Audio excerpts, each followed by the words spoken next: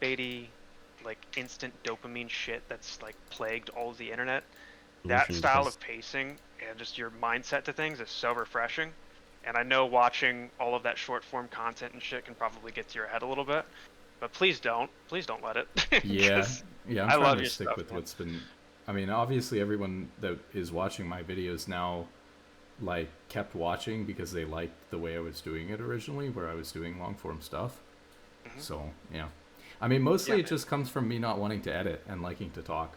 man. But I do the same thing. I run a YouTube channel around finance, mm, like markets and whatnot. yeah, I studied economics. Um, That's cool. oh, that's awesome. Yeah. That's awesome. Yeah, probably a lot of that theory can be applied to league. You know, like I don't know, certain regimes, momentum, just the opportunity cost. Yeah, people underrate like repetitiveness. Actually, it's I think it's important when you're learning something, if you actually care about like absorbing it, that Mhm, if somebody rephrases it a couple of different ways, repeats it, and is like thinking through it with you, it's mhm, kind of better a lot of the time than even if something's highly produced and they're packing so much information into such a short little thing. mhm. You can't possibly remember everything, and Yeah. so you'll lose a lot of the information if it's all important.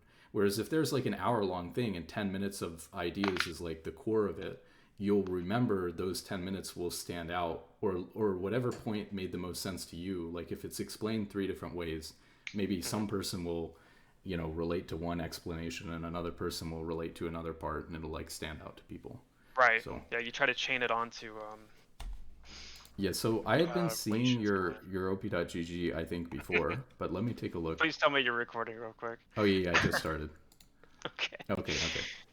Yeah, this is cause I all right. So I've been playing since I was God 12 years old, Hmm. but like on and off. I'm 25 now, Yeah. and the only season I really took this game seriously was season 6, season 7. Mhm. I had just dropped out of high school, and I was like, "Fuck it, I'm just gonna play League for the next, month and a half straight." I peaked Gold 3, Yeah, yeah, it looks like that was and season 7. yeah. Um, oh, and if you're recording, I'll take it easy on the language. Um, It's fine either way. so let me turn you up real quick too. So anywho, to make a long story long, didn't really take this game too seriously, and I've just been on and off, for the past couple of years.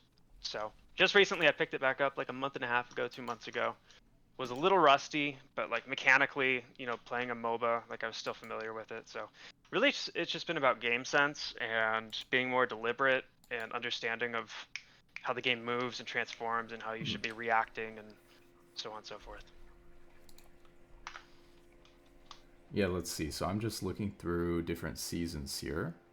I mean, it looks like even before you got to gold, let me look at the summary real quick. So even before you got to gold in season 7, like your ranked history looks okay. Like it looks like you were the, doing the chronic silver. well, okay. So like, let's see. You started in season 4, and then you went from silver 5, silver 4, silver 2, and then gold 3, which was like a little bit slow, but you're not playing the game that much, so it's like very understandable. Um, let's see. So yeah, yeah. Like your first season was pretty rough. You're trying to play like Zed, right? In season 4, it's obviously like I just made that video about like don't play Shambles. complicated champions when you're learning the game because it like really slows it down. But then Mhm. actually like after getting a little bit more than like 100 games in or so, you started doing really well on Zed. Hold on, the ice maker again. You're good. Okay, bring me some LP if it's vending any.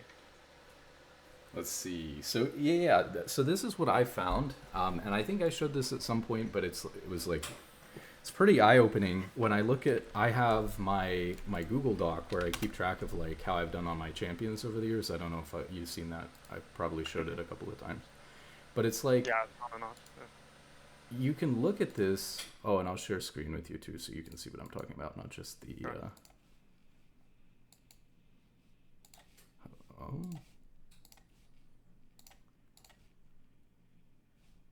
so like I have a lot of data here about like how long it takes to learn a champion, and it's going to be different for every person. It's going to be different if like the champion's easier to learn versus like really hard.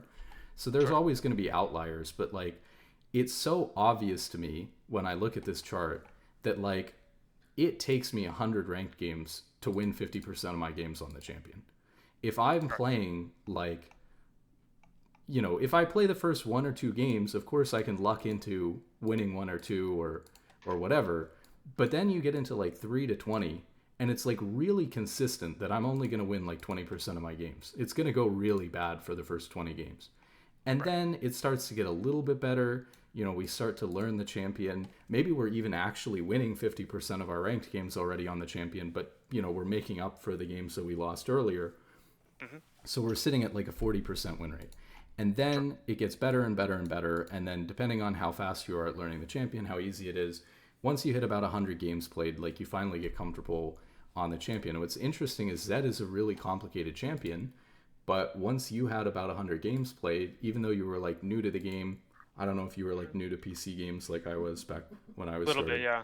I Yeah. love that point you made, by the way, when you were talking about the. I can't remember what video it was specifically, but you kind of touched on like mechanically, like you would ask somebody, if you just right click faster, Uh-huh. can you can you Yeah, do I more thought all damage? kinds of crazy things. Like I came from playing like Call of Duty on like PlayStation, and like playing Minecraft was I guess the Same first thing. computer game that I was playing. So like I Do you mind had if I no ask idea. how old you are? Yeah, I'm 25. Oh, it's the same Yeah, age. Okay. yeah. Fucking So crazy. yeah, I started playing League around the same time probably, but like I played more games. It looks like when I was first starting. Yeah. Fucking But nerd. yeah, but let's see. So yeah, it takes a lot of games, especially if you're new to PC games. I was so confused, and my friend who knew how to play the game, who was like introducing me to it, was so like such a troll, and so he would just tell me like all of the wrong information. So he'd tell me to build all of the wrong items, where like the passives, it would let you build passives that didn't work with each other and stuff like It's that. funny as fuck. I'd go like forward Doran shields and Oh, he stuff. put you through the ringer. He put me through the ringer. I was watching season 2 Worlds before I think I had even played a game or something like that, and I was asking him like if the flying champions were OP because Kale and Corky were being played like every game in Anivia. I thought Right. maybe they could like move faster, or maybe they could go through walls or something because they were flying. And it's Hmm. just the character design; like it literally does nothing. Yeah. You're Or still like locked to the X and like Y you brought up axis. the right clicking faster. I thought I'd attack more, but Yeah, you yeah. just So try to set up like a trigger mod for League. yeah, it's interesting because you are actually like, I mean, this is a long time ago, but you were actually learning Zed pretty quickly considering how hard the champion is. Right. I mean, he's After you'd played 100 games or so, and should be then dead. You better be dead. Azir is also like a complicated champion. It looks like I'm in dead. season 6 you were playing Azir more. Um, Yeah. So like I've always been more inclined towards the mechanically intensive champions, just because mhm. like instead of getting better at the game, I thought if I got better at um. Okay. I thought if I got really good at the faker champs and all that, like the Dirks and stuff and whatnot, that somehow that would make up for my lack of game knowledge. Mhm. And obviously that leads you down a very treacherous path. Like I'm a musician too. I play a lot of guitar, Mhm. and I started off like I heard like Guns N' Roses, and I'm like, Dad, I want to learn guitar. And he's like, okay. So he gets me guitar lessons, and I go in for the first lesson, and the guy's telling me about the major and minor scales and how to find the key that you're in, all sorts of stuff. And I'm like, Mhm. this is fucking boring. So instead, I'm learning all these crazy fast solos and licks and stuff that's like audibly stimulating, but it doesn't really do you anything. It's kind Yeah. of just like junk because you don't know how to apply it. Um, Yeah, I so did. that's what the champs for me have been. I did the exact same thing actually with guitar. I took guitar lessons and I wanted to play, like, I just wanted to play, And Right. so when I was trying to learn, like, chords and even just basic stuff, I mean, I was worse than you probably, but when I was trying to Fair. learn, like, really basic stuff, it was like I was just not remembering the chords and, like, not practicing enough to remember the chords. I was Mhm. pretty young too, but I was, like, just not interested in that. So I asked him, like, can I play, what do I do to play something that's like interesting or more intensive or better without having to like remember all these chords or whatever. And so he just gave me like notes to play, like, he'd like write out like, you can play these notes and it'll kind of sound like the Yeah, here's the song. minor pentatonic. Have fun, Yeah. kid. And so I just did that, which was probably more work to remember all of the individual notes rather than like going back and forth between chords. And then it didn't help me in the long term, like you're saying, because I didn't have any baseline knowledge of like chords. And you know what's funny too Yeah. is kind of in the same vein as if you right click faster or if you have the flying champion. What I would do is before I knew what a tuner was, I was probably like 7 or 8 years old. I Yeah. would tune the tuning keys on my headstock to the same angles that Slash had his in these like really old like bootleg recordings from like 1988. I'd zoom in the video and then turn the tuning Oh, keys to yeah. match the angle, thinking that would tune it somehow. And it Uh-huh. obviously did not work. But Yeah. yeah, Yeah, okay, so it looks like you were trying to learn a lot of mechanically intensive champions. It was actually going better for you probably than it would for a lot of people. It was going pretty decently. So like you have through season 8, we're still going through season 9, like just positive win rates, like I see with a lot of accounts on your like really main couple of positive? champion. Well, not overall, but but like on your main champion or two, like on Azir, Yeah. on Zed, even on some other things that you picked up like one-offs throughout the years, like on Silas in season 9, or I was seeing like Gangplank 1 year, or maybe 2. I guess you were 1 game back on Gangplank here, but then the other year you were like 60% win rate on Gangplank. Yeah. So I mean, it was Yeah, I did going some pretty climbing with well. him at one point. Yeah, but just like, like I talked about before, not a ton of games played, but that's fine. Different people are gonna care or play like different amounts or have different amounts of time to play. Sure. Let's see. Yeah, in like 2020, so that'd be like season 10 and not playing as much. Season 11 not playing as much. So this is like you're kind of on a break from the game a little bit.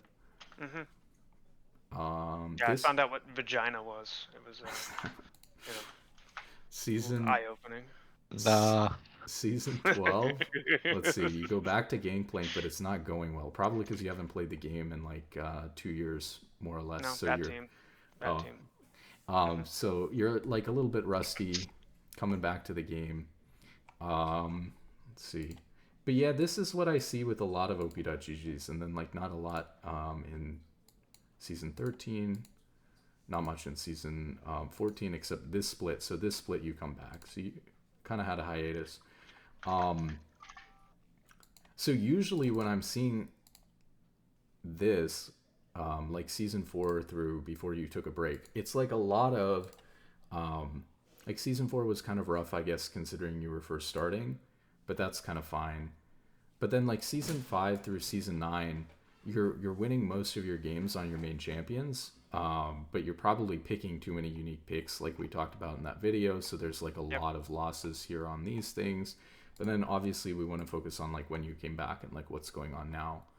So I mean, even now, same thing, like this is even worse than before, but it's like okay if you want to get a feel, like I said, for what a bunch of different champions do. But you got like 89 unique champions played. I'm looking at maybe like negative 30 ranked games here or something like that on the last on just champions that you've just like first timed or whatever. Damn, was that in ranked too? Yeah. Yeah, it was. I think so. I was like a LP terrorist back then. Yeah. Jesus. But I mean, even now, okay, so this is kind of interesting. So like, yeah, you're doing pretty decently with Vigar, I guess, but like Zed and Azir, you're sitting still around like a 50% win rate. So that's like when we want to see somebody maybe get coaching, because especially if you're in like bronze, right? Really for somebody where I can just go to their op.gg and just tell them like, okay, play this champion you're winning 60% of your games on and stop playing the other stuff. Right. That's easy, and they don't necessarily need coaching. But when you have a player at almost any rank, but generally, especially the higher up you go, but if you see a player at any rank and they're like winning 50% of their games on their main champion, then there's like something something going wrong with the way that they're playing their champion that might not be super quick for them to pick up. So rather than playing 100 games more on Zed, if we're able to like look at like, here are 5 big mistakes you're making on Zed every game. If you can hone in on those things and fix them, then you can like maybe become unstuck because of the coaching. So that's So, as of recent, I was, let's see, I started, I think it placed me in iron, climbed out of that pretty quick, and then I was stuck in bronze. And then after like 30 or 40 games, managed to get out, peaked at silver 4, 20 something LP. And then I fell all the way back down to bronze 4, 0 LP. And teetered iron, managed to get back out, touched silver for like an hour. Fell right back down to bronze 3, bronze 4. If you can go to the yeah, you at can the see it graph. here. So I just keep like oscillating here, and I don't know what exactly I'm doing wrong. I know I'm doing something wrong, but it feels very much like team dependent. And it's almost like I have to 1v9 certain games. And that's like the condition for me actually is getting that escape velocity and staying out. And it gets frustrating when you know that like that's your only choice. Oh, I fucking choked. Because I think it's really easy to just blame your team, or I don't know, something like mechanically, like maybe you lagged. All sorts of arbitrary stuff you can bring up and justify. But what I've noticed is that there are pivotal points in the game where the other team's doing the exact same thing. And if you can exploit those weaknesses, even just for a moment, like if you catch someone, if you catch their 80 carry out at 40 minutes in the game outside a Baron pit before they start, if you can knock him out, well, he's out for a whole minute. So everything leading up to that doesn't matter. You manage to take out their highest damage carry right before a Baron fight, and because it's a 5v4, you can actually turn the tide, take Yeah. Baron, and win. So I'm like torn between committing to that kind of lens of things and just kind of eating it up and grinding forward, or if it's something like fundamentally that I'm just really messing up on. Yeah, I mean, I'd have to watch like a replay or a couple to see what's going on. I mean, your KDs look okay, right? For mid lane, like you're getting a lot of kills and not too many deaths. Like, obviously, the deaths could be a little bit better. But, I mean, for a player who's, like, genuinely stuck at this rank, like, going like 10 and 5 shouldn't be a problem. That should be good, right? Can you look at the most recent game? Yeah, this Drop that down. 9 and Yep. 7 one. So I had an 0 and 11 Right, Gragas, who right. was a first time, by the way, an 0 and 10 Seraphine, and Ezreal yoinked all of the shutdowns that I was trying to get. Yeah, it looks And like he died 9 times, even though he was, like, pretty strong. So that's, like, not ideal. yeah, so Yeah. I could have carried there had I gotten the shutdowns, I think, because that power spike is huge going into the points in the game that we were in. If you scroll down a little bit more, you'll see like a 28 and 5 game that I had. And that's where like those little moments where it's like, you get caught out outside a Baron pit one. and now you're dead, and the other team gets to take Baron for free now and you lose. Yeah, 27 and 8. Yeah, I mean, I don't know what happened this game, right, without watching the replay. Like, I obviously, don't the know rest either. of your team died, like, a lot. Like, your bot lane died 30 times, which is, like, crazy. But if you are, like, and I did this in the review that I did, the VOD review of that 80 carry player who was like, struggling with Ashe. If you're doing really well, but you're dying 8 times, there's probably some critical moments of the game that you're just dead in. And it's like, why are we dead at that time? Like, how can we prevent that? Right. Let's see. I just played, like, for example, there was a game I just played because I'm trying to get, I don't know if you saw this one, but I was talking about how my wife and I have accounts that we play on together. And my account got to plat and hers was in silver, even though we had played all the ranked games together. Yeah. Okay, so I got the account to gold so we can play together again. And for some experiments, because I think we're going to switch who's playing on what account, and we'll see if the accounts, like, even out. So it's going to be kind of an interesting experiment about how rank's working. Because if it's trying to take into account like the way I'm clicking and using my abilities and stuff like that, if all of a sudden I start playing on the lower ranked account and she starts playing on the higher ranked account, and the accounts even out in rank, then something's up, right? Like obviously it's taking that into account. Hold on. Just take a moment here. Yeah, no problem. No, I know no, you're just in the watch. middle of a game. This is fucked, my friend. This is like, I need to quit. I need to quit. Yo, Ben, bro, I'm watching the Holy fucking Ash fucking video shit, right now. dude. This is Fierce. this is disgusting. How are you watching it? Is he streaming? I- Or whatever? Nah, I'm just watching on YouTube. I I started in the hate, call. I hate Oh, my okay. life. I'm gonna die here, aren't I? Holy. Okay, so I was gonna say on this account, I had a game the other day on the placements on this account where I was playing Jana. I went 3-1 and 33, and we lost. And it's like, that feels bad, right? But Oh yeah. like probably It does. we shouldn't have lost this game because I have a 36 KDA, and 84% kill participation. And I'm not gonna lie, like it was frustrating. It's still frustrating. It still bothers me, right? Really? I remember and can pull this game That was up. frustrating? Yeah, but Really? yeah, but Seriously? so these games happen though, and like my one death set our tempo really far back in the mid game, and I'm good enough that I shouldn't have died this one time. So I know that sounds like really ridiculous, and obviously it's different if you're like if you're genuinely stuck in like silver or stuck in bronze for a long time. It's different because maybe you don't have the capacity to play yet where you're like never dying. Or like some games that's going to happen if like the game goes well and everything goes right. Everyone's going to have games where they have like a perfect game, but you're not going to be capable of doing that. Like if I was really careful and paying better attention, I could really minimize my deaths in a lot of these games. And so when I look at the 2 games that I lost on this account, it's like, okay, I lost this one.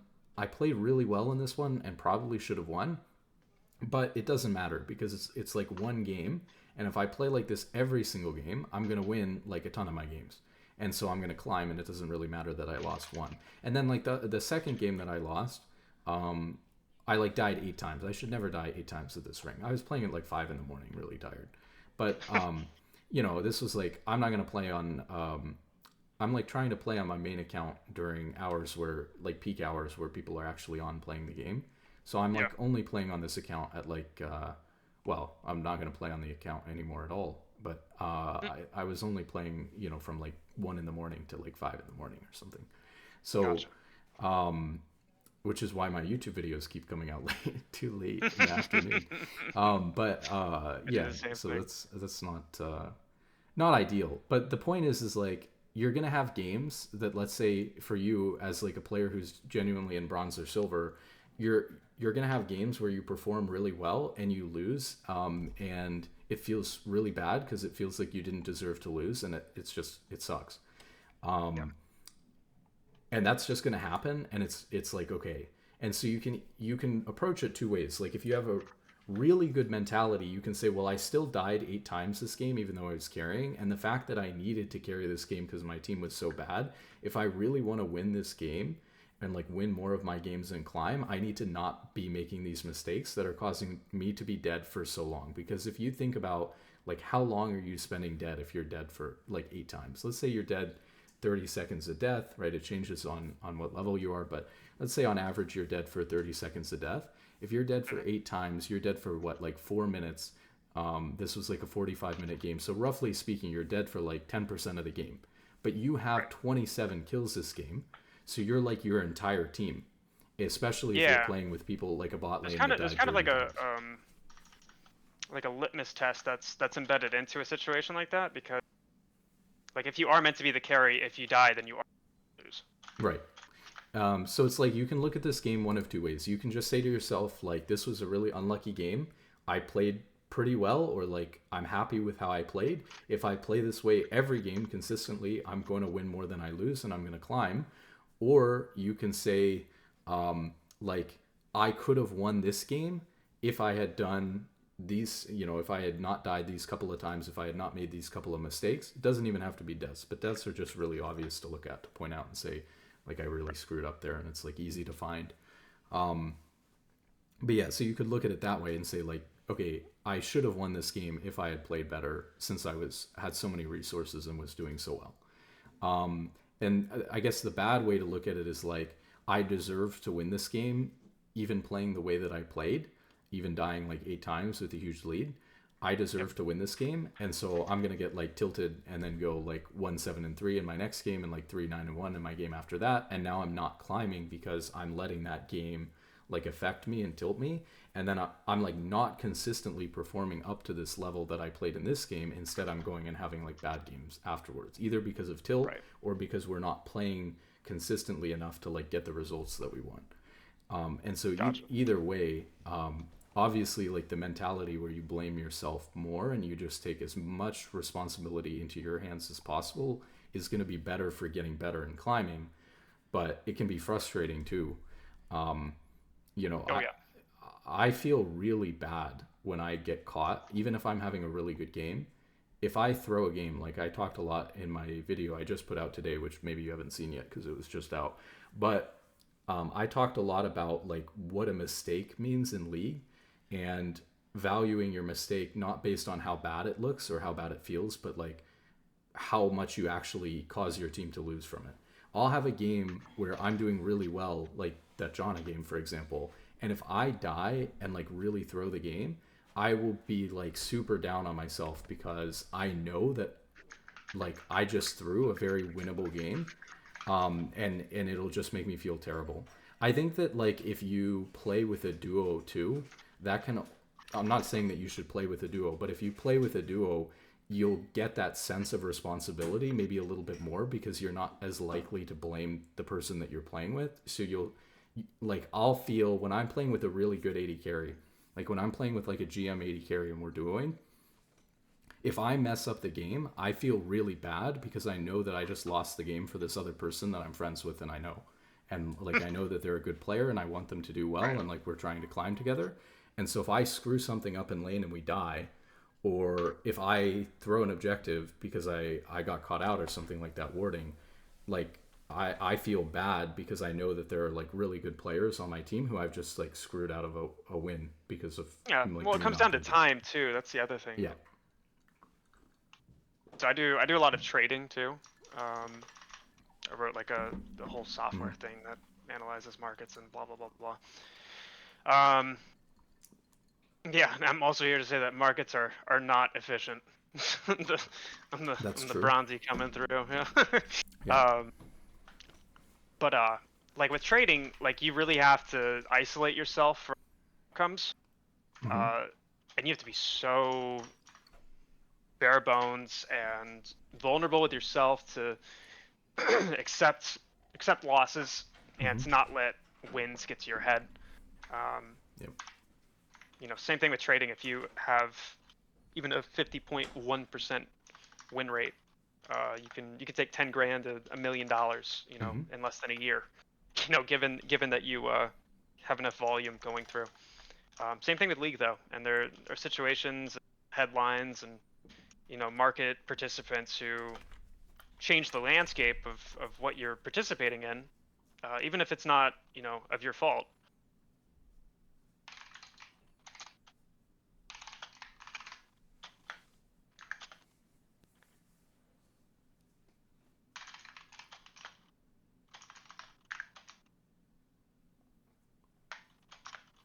See, that should be a Baron, right? That's a Baron. Yeah, so it gets pretty technical. So I was gonna say that like obviously since you're pretty technical about like analyzing like wins and losses and outcomes and things like that. Another thing that I mentioned, which I wish I would have emphasized it more actually, but of course results based analysis is bad.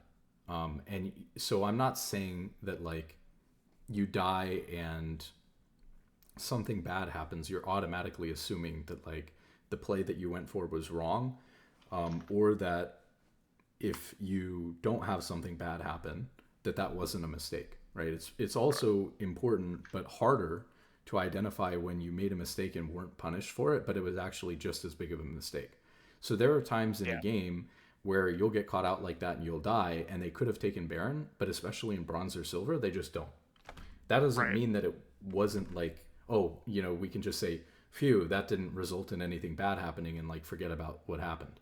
Right. Like that's just as important to kind of like reflect on or beat yourself up on as like a play where you just like completely threw the game, because Right. it should have or could have, or like your expected value from it is like maybe 30-40% of the time. Maybe it changes the percentage depending on what rank you're at. They're going to punish you for having done that, and then it becomes a big problem. So even if it Right. wasn't a big problem in that game, if you take a risk that ended up being putting you in a vulnerable situation where you could have lost because of it, that's obviously just as bad. So that's important too.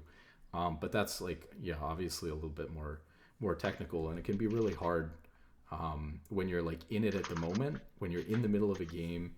You got other things to move on and think about, and when you're in that rank and you can't see, it can be really hard if you're like, especially for a lower ranked player, if you're in like silver or gold, and shoving a minion wave wrong caused you to get ganked or something like that. It can be really hard to ever even see that, Right. like how that even related to what happened, Right. and so that can be really hard.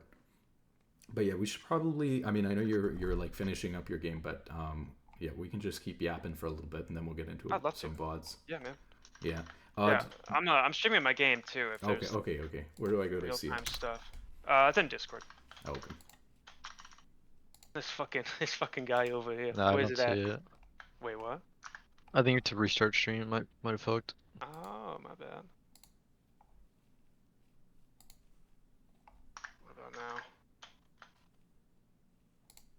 Yeah, you can see it. Yeah. Yeah. Oh, you're doing really well.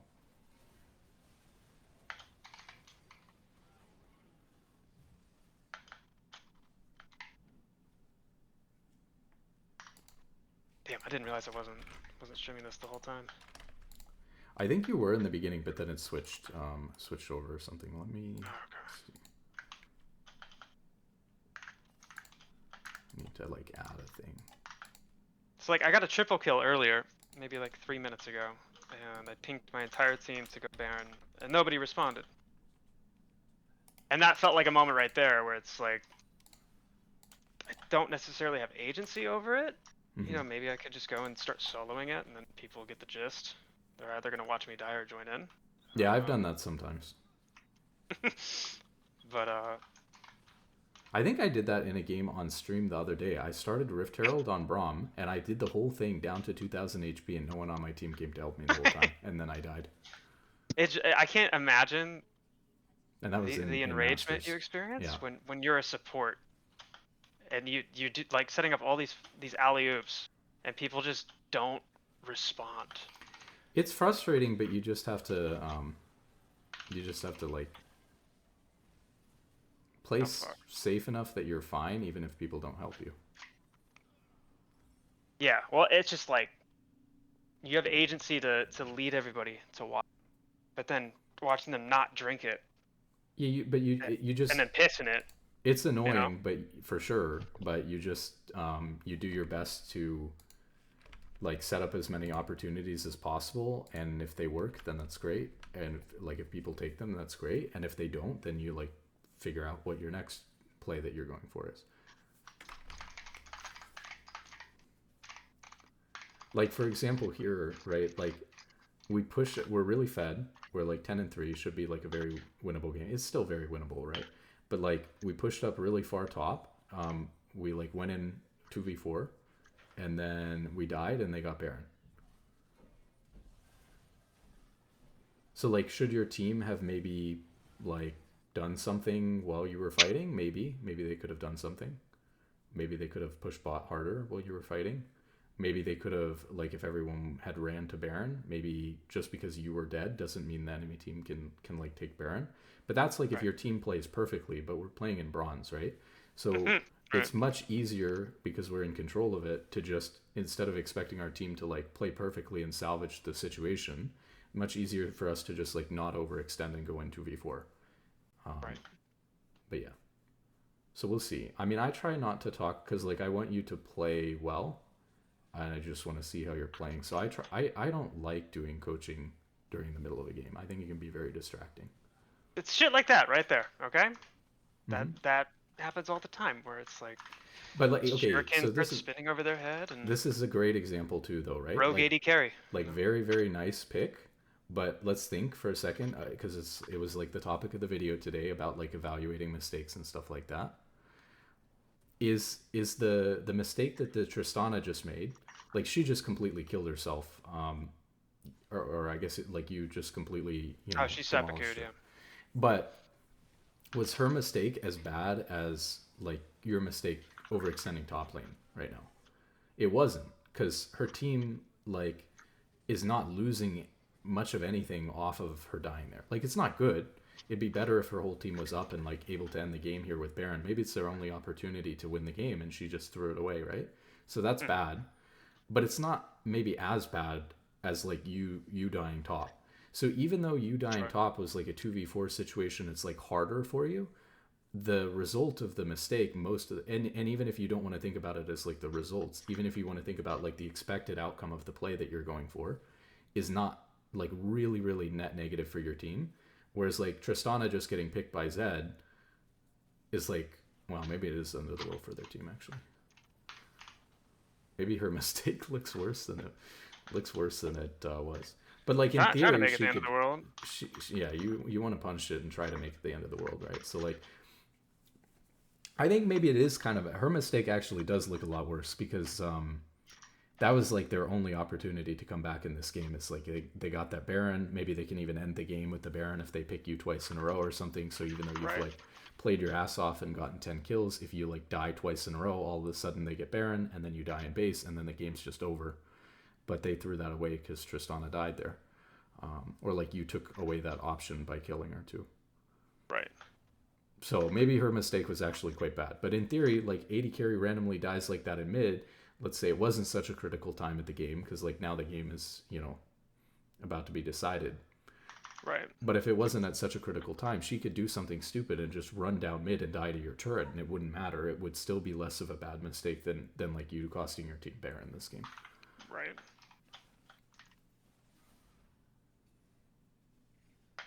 See, like the monkey brain of me is tempted to just go swing up here, pop him with R, and then back. But I know I'm probably not in the position to. Yeah, it's really like not great to go for something like that because you'd be like the most overextended person on your team. You're sitting on like 2,000 gold, so you have like almost enough gold to buy a whole nother item. Right.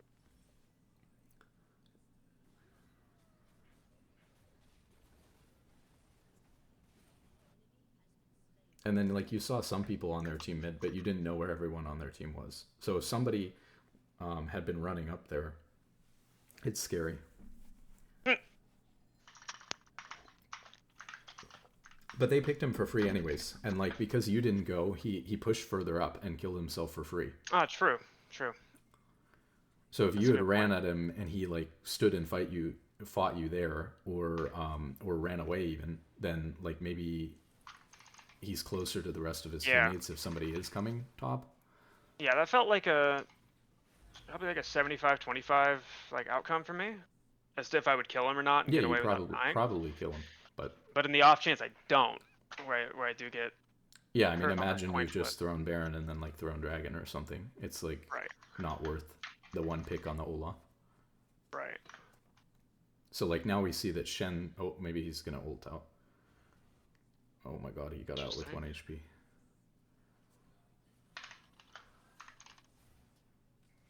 But I was gonna say, and I do this a lot on support, like who's your most overextended person? Like it was Shen, then he just ulted out. Now it's Malphite, right? Especially if you can like cover for your teammates' mistakes. Yeah, no, he's just gone. But like in solo queue, especially at this rank, people need a lot of help, right? Let's put it that way. People need a lot of help. And really? Yeah, solo queue is a lot about actually playing around your teammates. And like trying to make the things that they're trying to do go well, especially if you have a huge advantage. I just take the fucking inhib, man. Here we go. We're all just gonna fight 1v1. That's fucking sick. And Baron's coming up. That's where I just fucked up. Maybe. So like here, right? Like Malphite had died, right, already before everyone ran top, and Shen ulted bot, and like lived with 1 HP. So Shen and Malphite are just not a factor. Like they're not even here.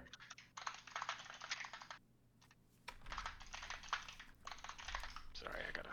I was just checking. Luckily, my webcam is in the way of the chat because you have your chat on the left. So Nah. so that's luckily that's not in the recording. But yeah. Oh fuck. Did you watch the video on how to make your chat off? It's like 9 times out of 10, pretty cool. And like I'll be the cheerleader, you know. You know, bot lane's like 0-6 at 15. It's okay, just farm up, you know. Top lane decides to do a one-man army dive up in top lane, and it's like it's all right, man. I'll roam up there next. And then there's just shit like this where it's like I am 13-4 at 40 minutes. I'm about to have wasted an entire hour given like queue times, champ selects, and then the game itself. We have Infernal Soul, by the way. I'm about to waste an entire hour of my life babysitting a bunch of at least 13-year-old children, okay, on this fine Tuesday night. Where's their AD carry? Actually, no, you take that.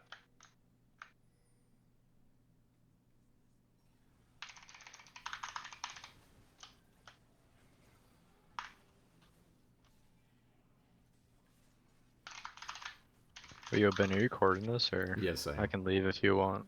No, it's fine. I'm recording it. You can stay if you want, though. Give me the Everyone's cool with pencil. that. I think we're all Yeah, fine. cocksucker. Oh, you're. Alright. Alright, end.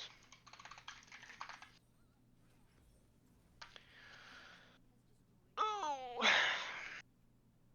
See, like I'm still like confused, a little concerned if they're even gonna end. Right click, just right click. This is gonna be an interesting session, I think.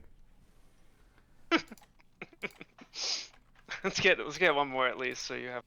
Okay, yeah, let's watch one more live. Or what? Yeah. Do you want me to coach you live or no? Yeah. Okay. Yeah, let's do it. Yeah, we'll do live coaching. I think it can be a little bit distracting, but I'll just walk you through what I'm thinking. Oh, that Jin name is crazy though. Do what? The Jin. The Jin name. Wait, what was I his didn't name? see it.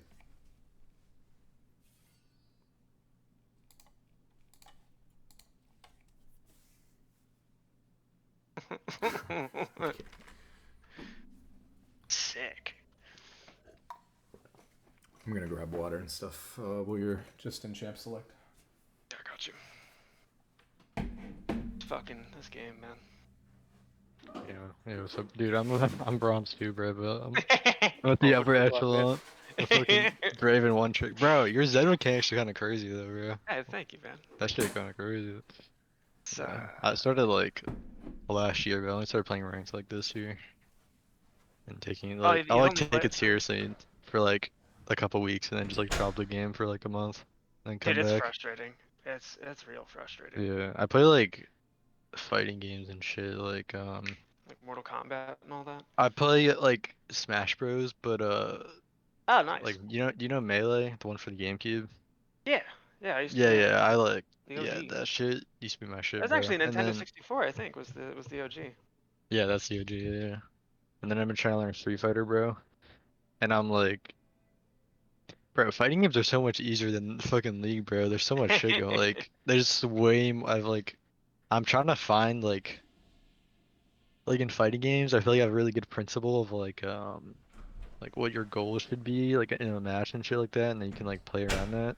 Yeah. Like obviously, like fucking kill them, but like this game, bro, it's like Yeah, having that I'm like that struggling to awareness have while like you're like in a situation, because I played a yeah. lot of Smash growing up, and having that like knowledge of what your capacity is as whoever you're playing versus the other person, and then like memorizing cooldowns. Yeah. Yeah, that probably helps you a lot. Yeah, But this I'd be fucking fucking game, with the mechanical champs though, for real. Like you, bro. dude, it's so much fun.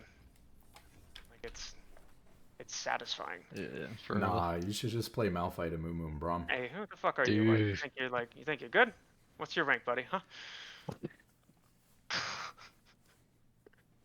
Mumu's busted though. I genuinely think Mumu's busted. Yeah, he's actually pretty good. I just found out like a week ago that his Qs are Right, that he has charged. 2 now. Yeah.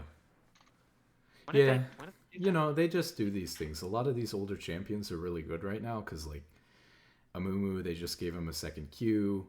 Or you look at, like, Garen, you know, his, like, Q cleanses, slows, and then his Yeah. W gives him, like, 35% tenacity for, like, 4 seconds or something crazy like that. And there's no way to even know that. You just look at the ability and you're like, okay, Yeah. it's a little shield. Dude, that video when you talked about that, I was like, holy shit! Like these champs just have random like stats like shit going on with them. Yeah. It's crazy. Yeah. Even Annie. You know, It's like, actually Annie is... hard when you've been playing the game for a long time too, because you're used to it being old. Yeah, same thing with Annie, right? Like she can shield other people now. When like she has, I don't even remember. I don't think it was a shield before. It was just fire Just for around you her. and That Devers, I think. it was just fire around her that like was damage reduction or something, but it didn't give her a shield as well. Yeah. So she became Yeah. like for a while, she was actually really good in support because of the shield. She was like in engaged support with Flash ult, but she also had the ability to shield you like a Karma or something.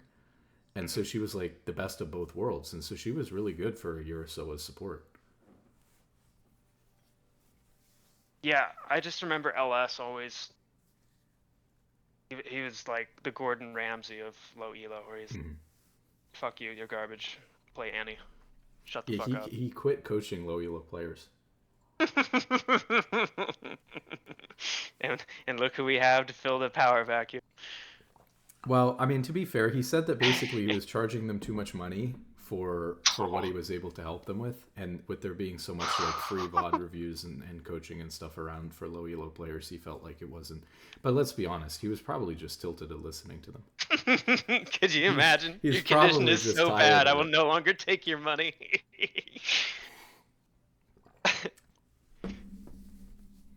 That's tragic. Yeah. So what do Yeah. you think of the comps going into this?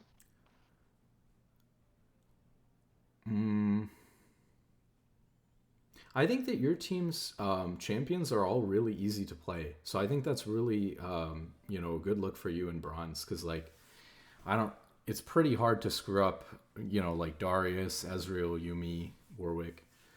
So that's good. And then, like, I know that you're decent at Zed, even though you've been struggling a bit. So even though that's, like, the most mechanically intensive champion on your team, I don't think it's much of a problem.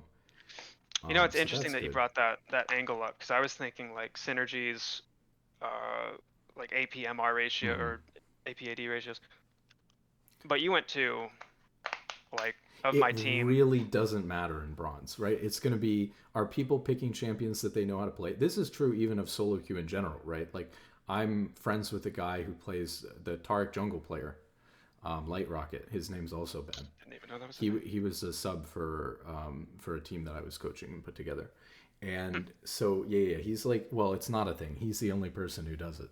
But that's what I mean though. It's like even at the high, and he's hit challenger with it. Like he's usually challenger. Jesus. So the thing is that like I'll look at a game, like even in my solo queue games, right? It's like Masters or GM, and I'm playing Braum every single game basically. I could be against a Karma or a Seraphine or a Senna or something that's really bad for Braum, and it looks like when we're in Champion Select or when we're in loading screen, like our bot lane's gonna lose. And then if they don't know how to play the champion well, and they just picked it because it counters me, they're gonna lose most of the time. Because I've played thousands of games of Braum, and I've played a lot of games versus those champions, even though they counter me. And Right. I'm just gonna like avoid their poke, sit back through the early levels, and then when I'm like level 3, they're gonna walk up a little bit too far towards one of my minions. I'm gonna W to the minion, and they're just gonna be dead. And it doesn't matter the matchup, and it's even more so in bronze, right? It's just it's a question of if the players are like competent at their champions or not. And most of the players, if they're picking a champion they haven't played and it's like not their main champion, they're probably not competent enough to play the champion. So when you see, but if somebody's going to first time a champion or they're still learning it, if you see, for example, your Ezreal and your Yumi, right? Looks like they haven't played the champions before. But if you're going to play some champions bot lane together, those are some pretty safe champions to play bot lane. So hopefully they like recognize that they don't know what they're doing. They are picking really safe champions and they just kind of AFK and farm. And then you guys carry the game. And that can work fine.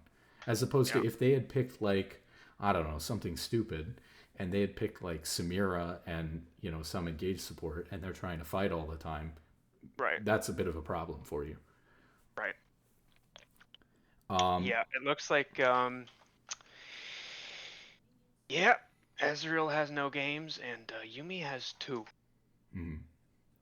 So like this game, and then you were talking about like damage composition, right? Like damage composition can matter, but it depends. Like pretty much all of their champions, or well, actually, this game's not the greatest example. So they have Cho'Gath. We'll see if Cho'Gath builds AP or if he builds tank. But a lot of times, if they don't have tanks on their team, which a lot of times people don't in solo queue, the damage composition doesn't matter that much because they're going to, if they're building all damage, if they're not buying armor or magic resist, it doesn't matter if you're all AD or you're all AP because they're not going to be able to itemize against it anyways because they're just building damage items. Even for some tanks, like look at Braum as a support, for example, I don't really get the luxury on a support of building like, I mean, maybe a little bit, but I don't get to build a lot more magic resist if I'm against an all AP team. I don't have that many item options. I'm just kind of building, you know, Warmogs, which is just health only, and then Locket, which gives armor and magic resist. I'm going to be building those items like 95% of my games. So I don't really get to itemize differently just because I'm against like full AP. Right. So I don't think it matters that much. So even if you have a tank, if the tank is going to go some generic build every game, you know, especially in support where you're building like these utility items and stuff like that, and it's not going to matter that much. So I can see like the game's already off to just like a complete clown fiesta. So I'm just noticing here that like, so Warwick got forced off of his blue, which he was trying to start, and then Cho'Gath got solo killed top. I don't know that you're laning versus anyone. And Viego then like did Warwick's blue and then like tried to gank top and he just sat top for like a minute. Warwick tried to take your or their jungler's blue buff so that he could get his blue buff start back, and then your mid laner just let you free farm and get XP and get a level ahead for like 3 minutes here because he went to go stop Warwick from doing blue. Yeah. And now Warwick at 3 minutes into the game, this is where a lot of junglers finish their first full clear. He's starting his first camp right now. That 3:15 gank timer, yeah. Right. So for example, I mean that changes everything because let's say I'm a support at this elo and I think I'm supposed to ward it 3 minutes every game because that's when the jungler finishes their full clear. If I don't recognize that they're actually finishing their first full clear at 6 minutes this game because they've been running around doing nothing the whole game, then I might waste my ward. Right. So that's crazy. The ward will expire by the time the thing you were trying to get vision for happened. I haven't seen a game like this in a long time. This is going to be fun. Yeah, this is disgusting. And that's how I felt when I like when I demoted to like the bottom of plat 4 and I found myself just like playing champions for fun that I don't really play, like Lisa and mid and stuff like that. I was just so disgusted by the way that my teammates are playing that was like motivation for me to want to like buckle down and get serious about like what I was doing and what I was playing. Right. And then that's when I went to Masters for the first time. So I'd been like hard stuck in plat, hard stuck in like low diamond, and then like, you know, going down a rank was really motivation for me to like want to get to a rank where I was experiencing better gameplay, like higher quality games, because I enjoy playing a high quality game of League. And yeah, I'd rather lose in a high quality game than a quality one. Mm-hmm. And that's like It's depressing when you know that like this is like a 1 out of every 4 chance kind of game is this, and it makes like the climbing experience really just disheartening. Yeah.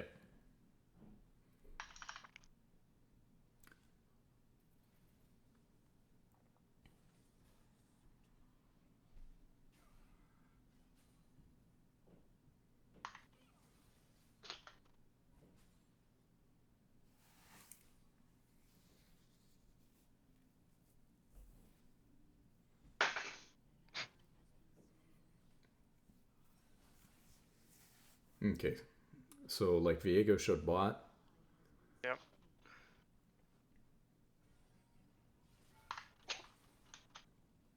No, you're dead. Nice. Yeah, so that's like really good. We see that Viego showed bot, and then we all in their mid laner because we've been poking him down. So that's like a really like low risk, clean kill. So Right. that's exactly what we're looking for over and over again. But like when Viego's missing, especially on a champion like Zed, we really want to save our W. I think one of the biggest mistakes that Zed players make, when they're like in low rank or newer to the champion, is they want to poke by spamming like WEQ. They want to use the W to get a range poke.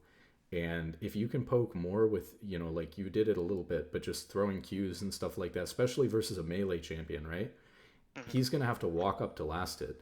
So if you just throw Q at him, when he walks up to last hit and can save your W, it's really important. Like here, for example, okay, so see, like we just did the W, but we know Viego's top river. I know that like you saw that and you panned to it. You're probably not worried because you're like, close enough to your tower, I guess. But like, I wouldn't throw W if we know that Viego is like next to our lane and Like our only escape other than Right. flash, it's being used kind of. It's just like really good Lackadaisical. Zed players just hold W like crazy. Gotcha. My friend actually plays Zed. The guy I duoed to Masters with was actually a Zed mid player. Maybe we'll bring him in at some point. That'd be awesome. Yeah, I don't know what he's doing. He's lost a lot too. He's in like D3 right now. Jeez. Yeah. That's tragic. Yeah. But he also doesn't play a ton. He doesn't play as much as me right now. Yeah, I feel like a lot of the stupid. I feel like a lot of the like tried and true players have burned out by this game. Mm-hmm. Yeah, it's true. I mean, there's a lot less players, especially on NA, than there used to be. I've talked about that. There's like, we're literally down 50%, and Right. Riot's not really doing anything about it or talking about it. Still here. Yeah. Yeah, not to go there, but it's just it's frustrating when you have stuff like this, the game quality. Mm-hmm. But at least it looks like Warwick's kind of awake at the wheel. Yeah, it's going fine. Like a game like this seems really volatile to me, right? So Yeah, that's a good word for it. There's so many mistakes being made so often that I wouldn't worry too much. Like if you let yourself get tilted or get stressed, that you're down like a couple of kills at a rank like this where there's so much volatility and the game can swing so hard so quickly, I just wouldn't worry about it as much, Yeah. Nice. I somehow just missed my combo. Fine. Okay, really, really nice roam. So like, I don't know exactly how much of this we're thinking about, but we like saw Viego gank top and kill top, right? We like shove out the mid wave, and so we know that going for this roam bot is also super low risk, like the 1v1 on the Tryndamere was when we saw that Viego was on the other side.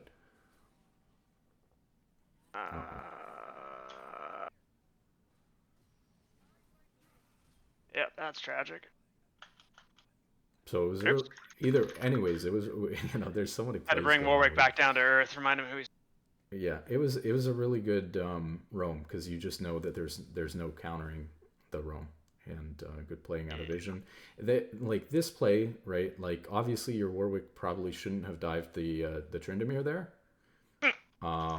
Like he just killed himself by doing that, so that's not good. Yeah. But you didn't need to burn your flash at the end. You burned your flash at the end because you like walked too far into them, because of like what Warwick was doing. I didn't even think of it like that. So there's just no reason. It's kind of like lingering. You got baited into wasting your flash for no reason, and you know that this guy's trolling by doing that. You're just standing there watching because you know you can't follow up. You don't have W. You're not going to dive. You don't have enough HP. Tryndamere's ult is still up, right? There's lots of reasons why you know you're not going for that there.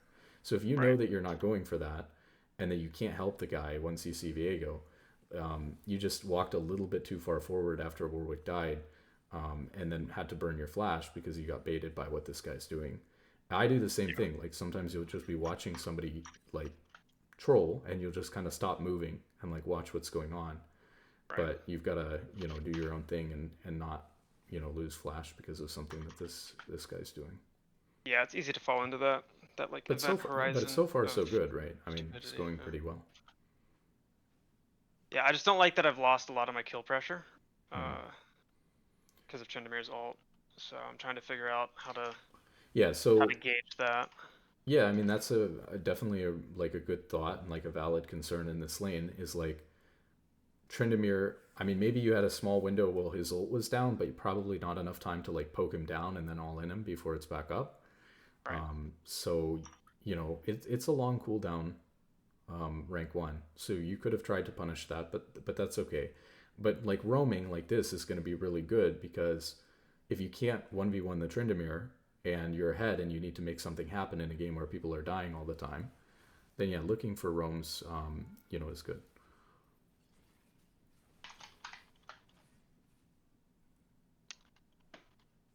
All right, we're gonna do this.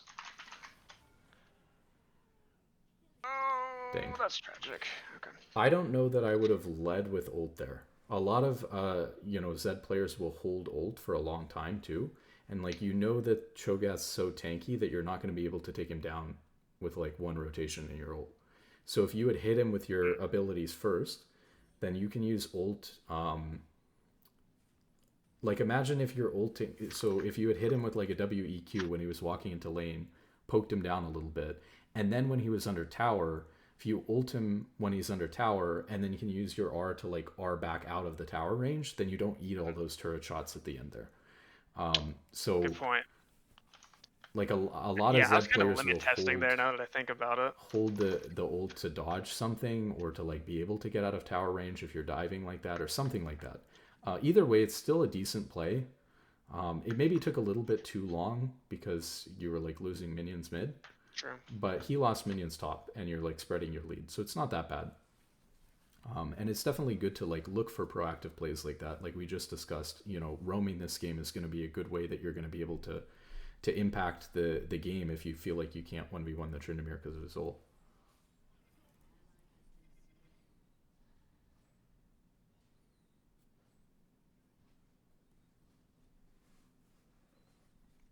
But because of how tanky Cho'Gath is, you're probably going to have an easier time making something happen bot than mid. And in general, like I see, this is fine. Like if you go, it's okay. But you should really shove out the mid wave first before you roam. Okay, like perfect. We see 3 people top. Yeah, we go the long way around, make sure that we flank them, and remember hold the ult a little bit. Nice.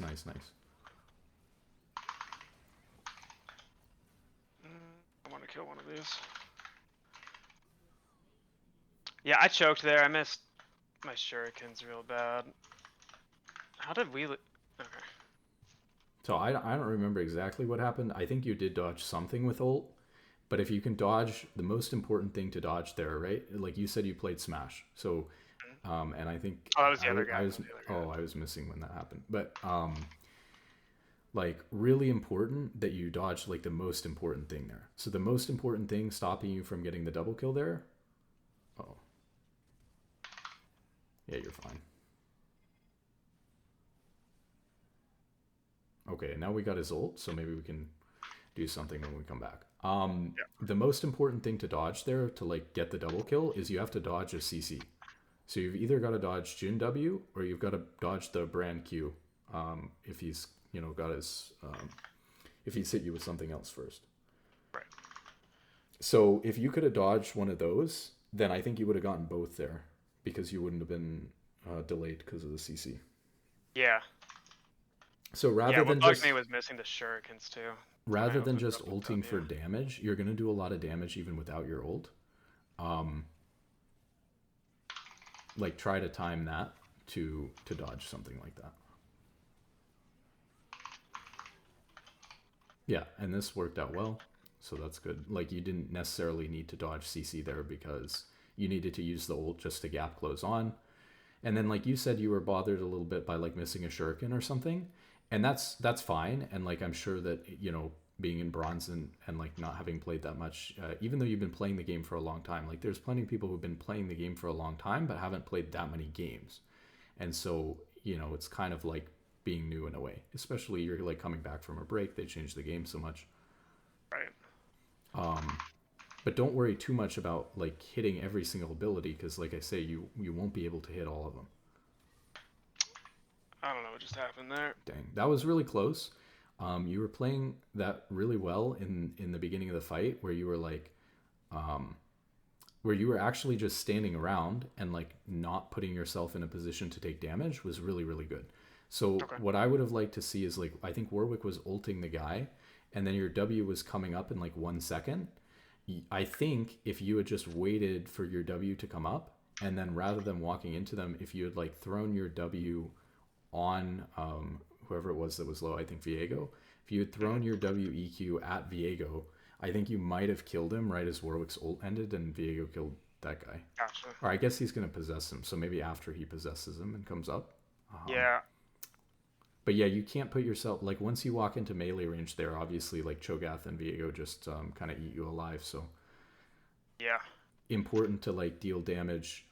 We talked about in lane not wanting to use your W because it's an important escape, but like in team fights, a lot of times you're going to want to, deal damage through your W because you don't want to put yourself in danger.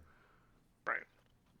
I guess here's another thing that I've noticed about myself is right around this 15-ish minute mark, I start focusing on roaming a lot, and my farm goes from like 7 to 8, maybe 9 CS a minute. Let's go Down either to like 5. fight or go top and push the tier 1 turret. Okay, this is good.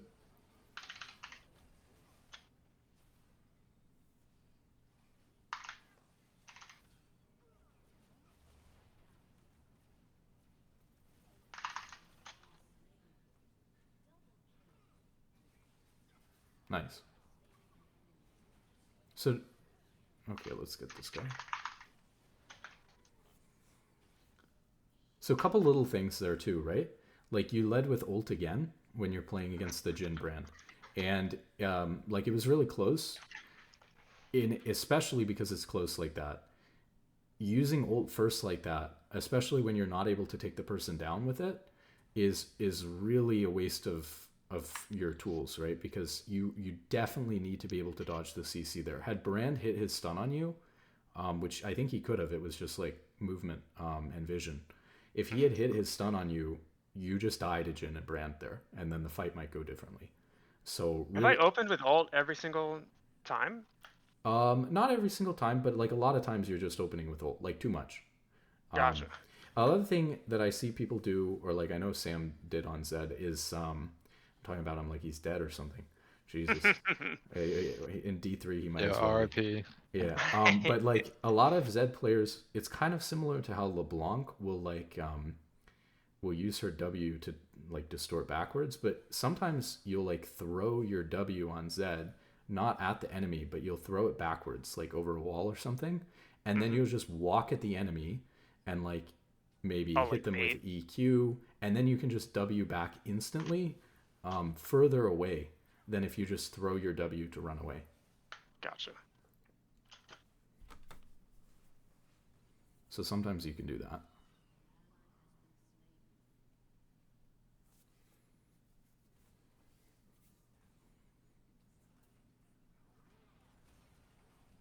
Perfect.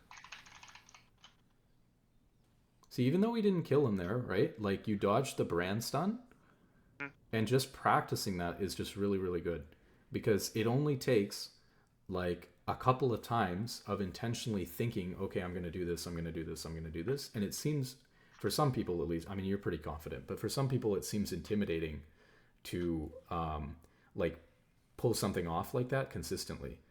Right. But because it's intimidating or they think they're going to mess it up and not get any value out of it, they never try to do it.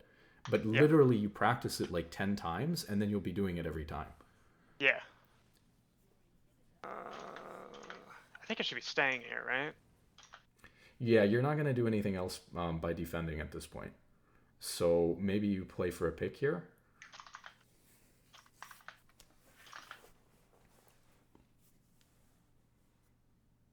Yeah. You might want to be patient here and wait for your ult. Yeah. Because this guy's going to stick around for a long time. He has no idea you're here. We saw Brand in the jungle, so he's not close. Like now would be good while he's reloading. Yeah. Good morning. Nice. Wakey wakey. Hands off Snakey. Like obviously his main damage is that force shot, and then he's stuck reloading. So I would have, you know, as soon as he uses that force shot, maybe I guess you want to wait out the movement speed a little bit too. But yeah, that just makes it like really hard for him to do anything. Yeah. And then the main thing that you're thinking about right now is like, okay, what's happening with Baron? And can we get this like free gold in this tier 1 turret that's top? Right. And then we don't have TP. That's a good point. Yeah. So like we don't necessarily want to be playing bot when we don't have TP because it's like opposite side to Baron.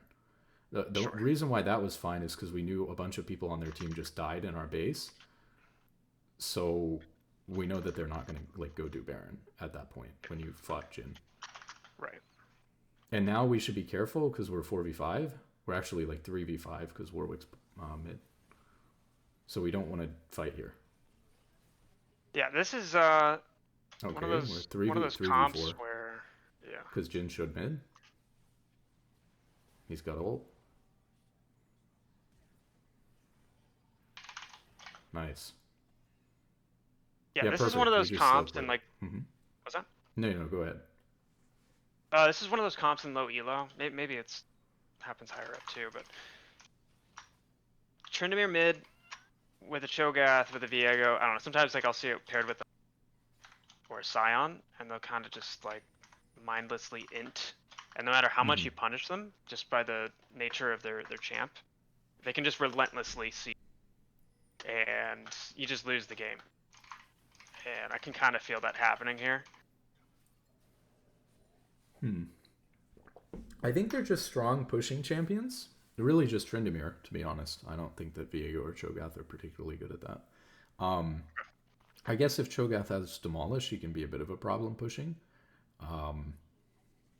Obviously, Viego's not bad at pushing. He's like an auto attack reliant champion. Right. I just think that it probably feels harder at this rank because your team's not coordinated at defending anything. That's a good point. So I think it's just split pushing being OP at this elo. Right. Your top laner, does Darius have TP? Probably not. No. Okay. I feel like it's especially if there's like a Tryndamere showing, like you should have TP on your team, right? Just regardless of it would be circumstance. it would make it a lot easier to play because essentially, like the question is who can go bot lane without them taking Baron. Really nice. Okay, great.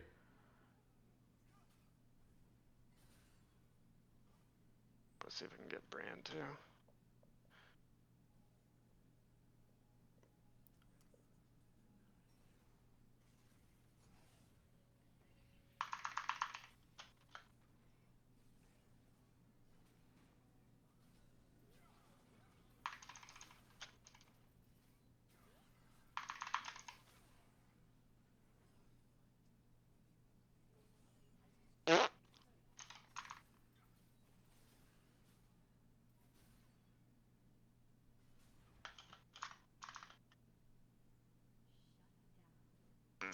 Yeah, it's like wave isn't pushed down here, so I can't really here, and then no pressure mid, and then Fiesta top lane. Yeah, it's really bad. They're probably going to take Baron here. But I guess we'll see. It's really bad because you had killed 4 people on the enemy team.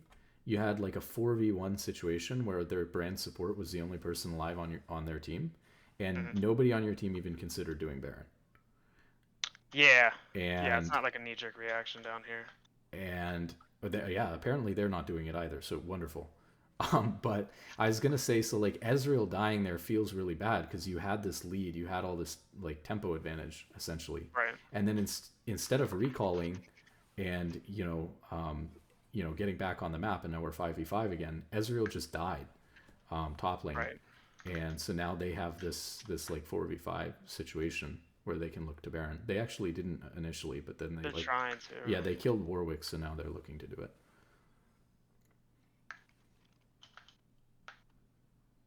Yeah, I wish I had my ult here.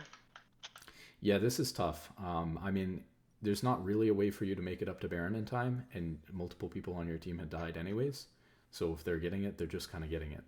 Right. But you need to just do your best to make like a cross map play. So like here, because we're trying to make a cross map play, like I wouldn't really even pay too much attention to what's going on with the Baron. I would have tried to like wrap around this wall to your left and get behind Jhin when he was up there before, rather than just like standing there. Right. And now now they've got it and they're back. Uh-oh. You got him though, so that's good. Nice. That was kind of like a thin timing window, but it's really good that you got it. And apparently they still haven't gotten Baron, so I don't know what's going on. But yeah, I don't know. Your team's stalling it, like, or I guess they all backed for you. So this is really good. Well, that was kind of the point. They yeah. should have had it. I'm pretty sure I saw it was like 2,000 HP, right? It was dead in like 1 second. I don't know why my team didn't take over. Well, your team's on it now, so great. So apparently, I mean, I thought it was just doomed because you don't have TP, so you can't play for the Baron. Oh my gosh. Oh no, now that your team's getting off of it. Yeah, you got to go here. This is too crazy. But be careful, because if your teammate dies here, like their whole team's on the way too, and you're just, you are just one person. I guess Ezreal's coming with you, but I want to sneak this real quick. and if he's starting it, is he starting it? Yeah. Like, let them waste a little bit of time on it too. If you can stall for more people on your team to come. I guess your team's kind of slow. Yumi's AFK and Fountain, and Darius is coming, but he's slow. I got vision of us too. But the longer they tank it, it shreds their resistances.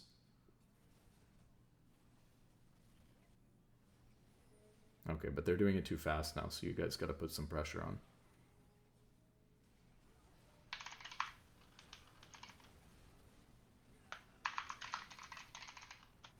Oh, I tried.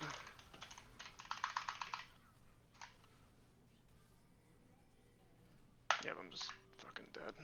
It's okay though. Yeah, it's a little bit sloppy. Like the fight can maybe be played a little bit better, but oh, never mind. He died. I was gonna say, I mean, you wiped most of the Baron. And Warwick's just down So here. at least the volatility of like playing around the Baron is gone. True. That's a good point. What's going on here? Are they winning? Are they dying? Are they living? I mean, this obviously like all of the little things, but like camera control too could be like a little bit better. Okay. I mean, when you're dead doesn't really matter too much. Like it's good to know what's going on, but like yeah, sometimes, especially with a mechanical champion like Zed, like during the Baron fight, right? A little bit hard to control your camera, and so I feel like we're not really getting the whole picture of the fight. Okay. Yeah.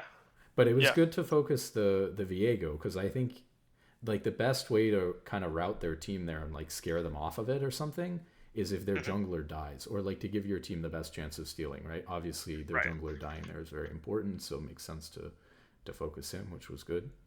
Yeah. And I guess we led with ult again too. Yeah, we did. Yeah, we did. Which isn't like the end of the world, but I don't know if you got CC'd at all. But like, let's say even you just like W in, you can do the same thing when you're so close to them, and they'll let you get really close in this rank, right? So if you Right. if you're able to just do the same distance with W that you would with ult, nice, you dodged the brand thing again.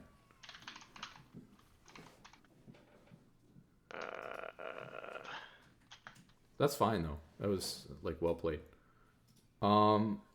Although maybe a little bit risky to go for considering how many people they had, but it's working. You're actually like really good mechanically at Zed, which is people have been telling me that like bronze and silver players nowadays are like much better mechanically. And obviously you've been gold before, and I think that on your main champions you're better than on some of the other stuff. So like Sure.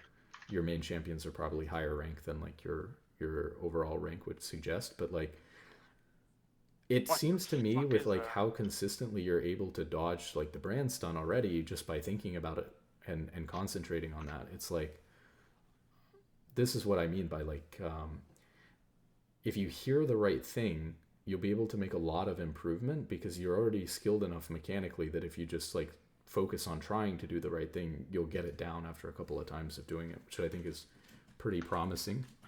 Yeah.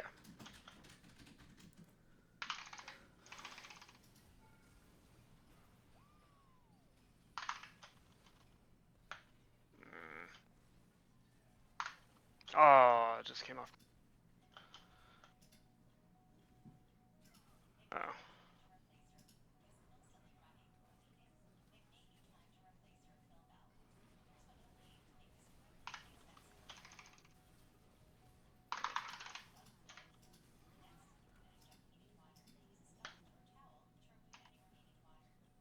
Energy here. Pop the Viego.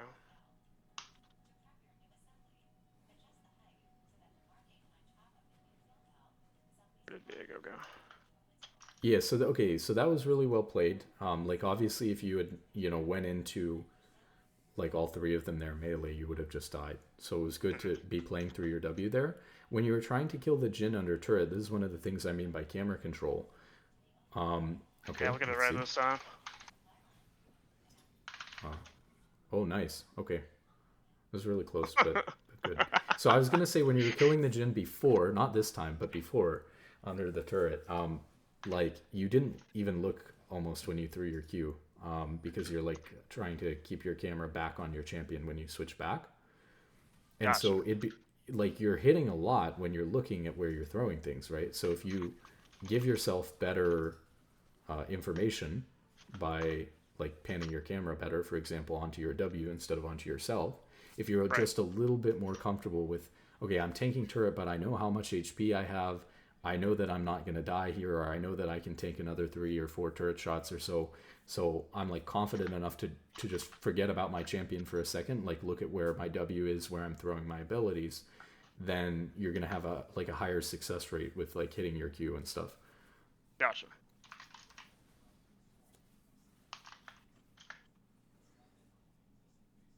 How am I only level 16? I guess everybody's only 16. Yeah, so we got like Baron and 40. Ezreal's overextended. He's Yeah, running at the he's enemy team talking to too. pick the Baron up.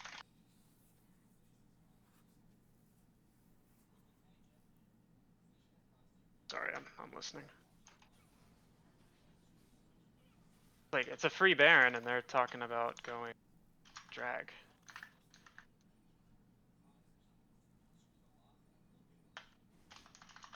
Just...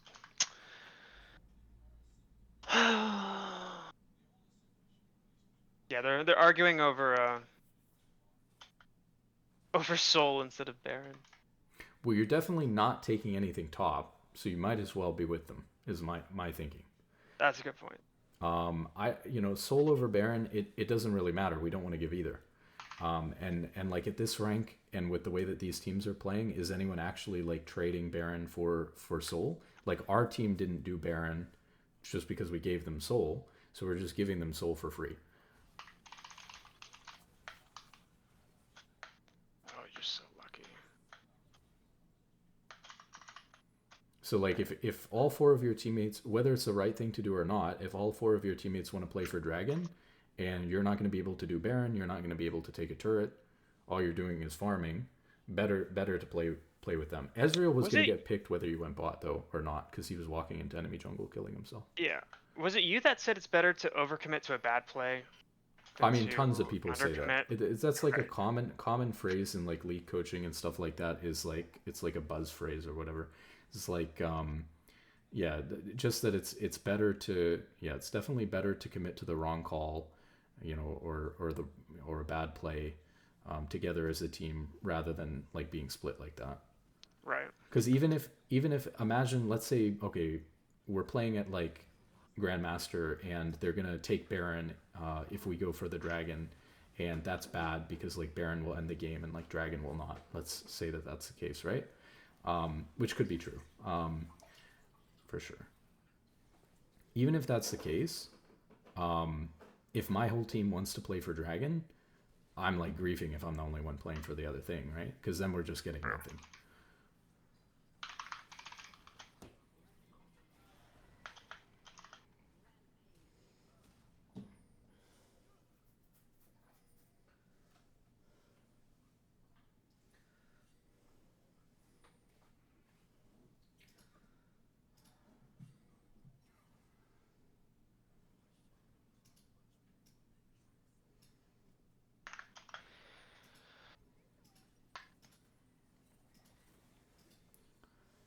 Like even there, I think that if you had panned your camera after you got the last kill you got in that fight to Viego faster, I think that if you had immediately ran at Viego, I think you might have been able to just fight him and kill him there.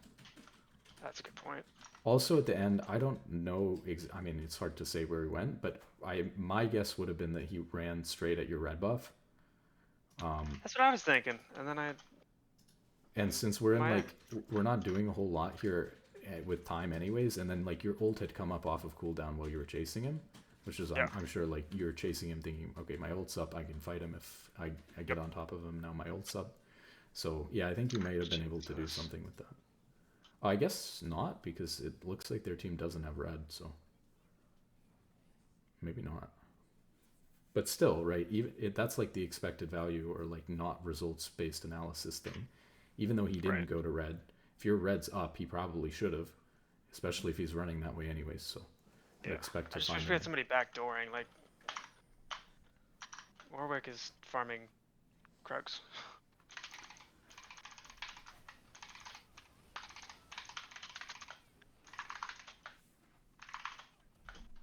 I think I popped this GI. Yeah, so I was literally about to say, oh, Ezreal's dead. I was literally about to say, if Warwick's farming his camps, though, like, whether that's bad for him to be doing or not, like, don't overcommit, right? Don't start a fight while Warwick's doing his camps. Right. But then you went in, which, like, it's okay because you lived, but... nice. Oh, close. I thought my ult would be up. Oh, no.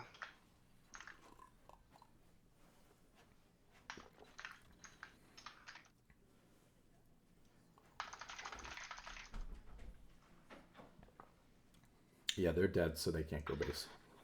I mean, Yumi's not going to be able to defend. Oh. Luckily, Trindamir's not ending the game. I guess he is now. But like, Ezreal's up. Yeah, Ezreal's up, but like he could have ended this game before Ezreal even respawned. Yeah, that's what I was thinking. I don't think Ezreal will be able to hold, but we'll see, I guess. What was that? Yeah, he has ult. Maybe he gets him here right at the end. Oh my god. Yeah, you did. Okay. Yeah, you gotta stop the choke. Winnable? Okay. I'm up in 5 seconds. Nexus like 1 HP. That's He's like farming the hold minions. the base, Dude. hold He's the farming base. the minions instead of hitting the Nexus. Oh, you guys got this.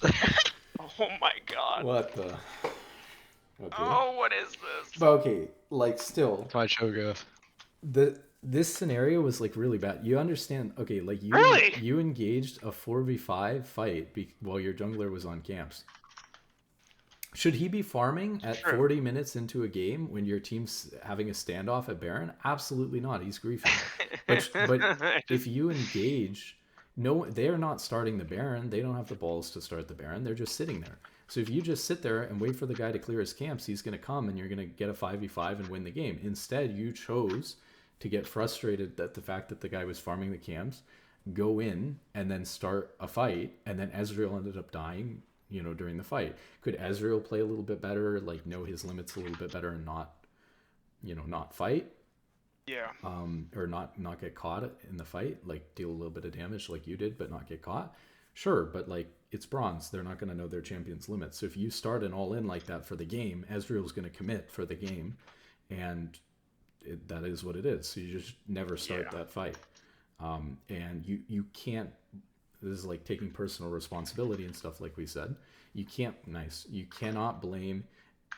Oh, you still got to defend Nexus though, because somebody else could maybe come. But yeah, they should get Dragon. On the edge, baby. Let's see. Okay, we see all four. Does Cho'Gath have TP? Yeah, that's a good question. It might be up. Yeah, you should go Nexus. I'm gonna go clean this up real quick, and then I think I'll be good. Hopefully Cho'Gath doesn't TP. We'll find out. Because you got super minions in the base. Oh, this is very risque.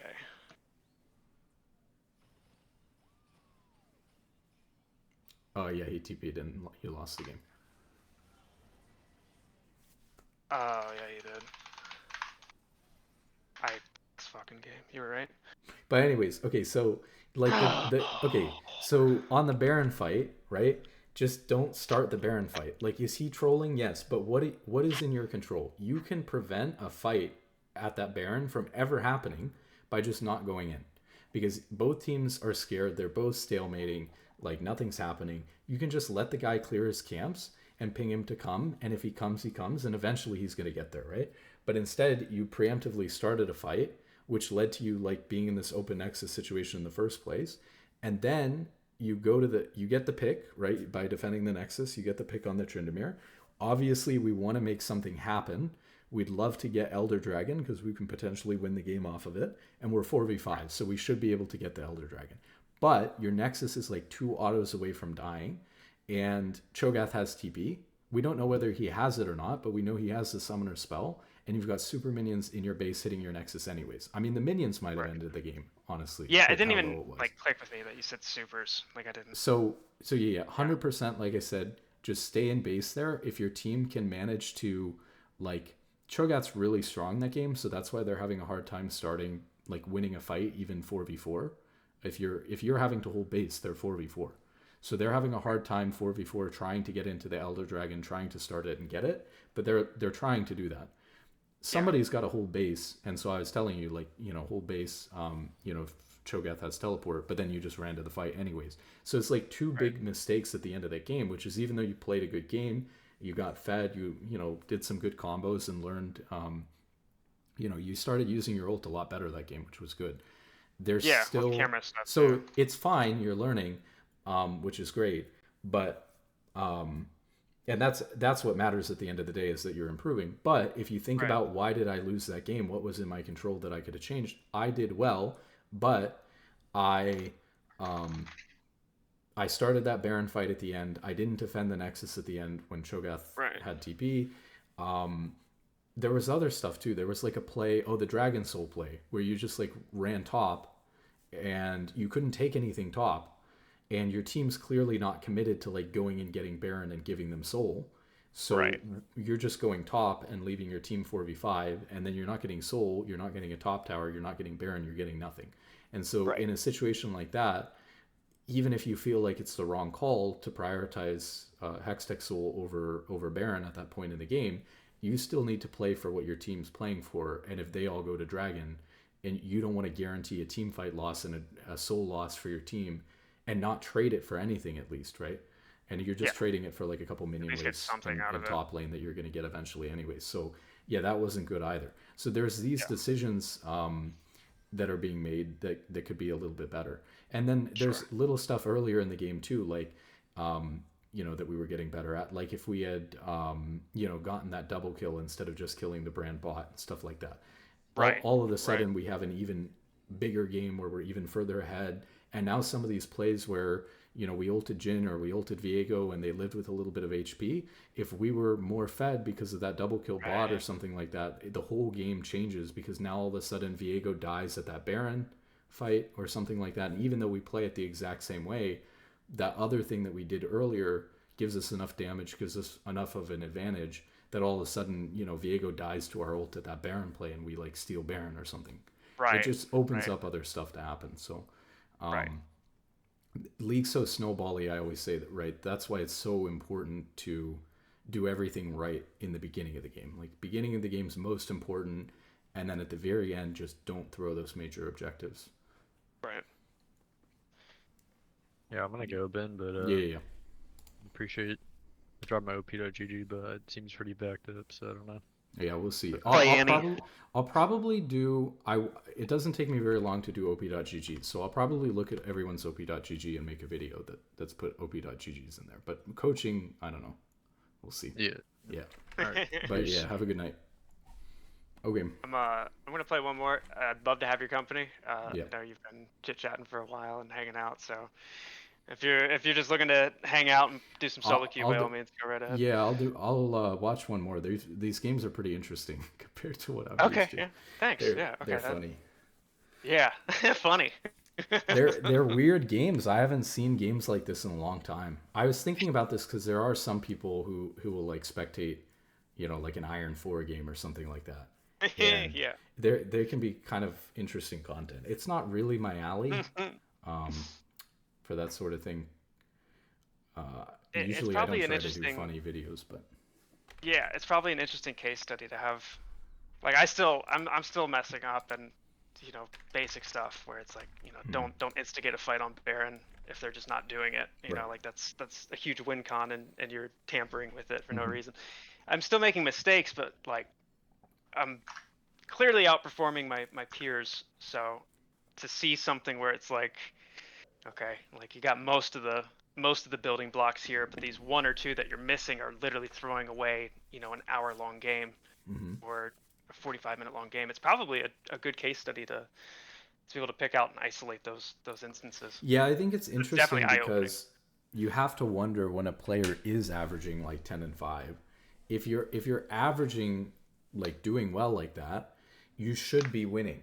So when I'm watching your games, what I'm noticing is that like you're throwing a lot of major objectives. I mean, I've only seen like 2 games, but you've thrown like You can be harsh on me, by right. the way. You've I thrown love like criticism. 50% of the major objectives in like the past 2 games I've watched you play. So it's only 2 games. I don't know that that's representative of all the games you've played of Zed. But if you're the reason why, like if you're so headstrong that you're always set on your own decision instead of doing what your team's doing, or you're not patient enough to wait for your team to come to the objective or something like that. If you're the reason why you're losing a huge percentage of your major objectives, it could be the case that you're.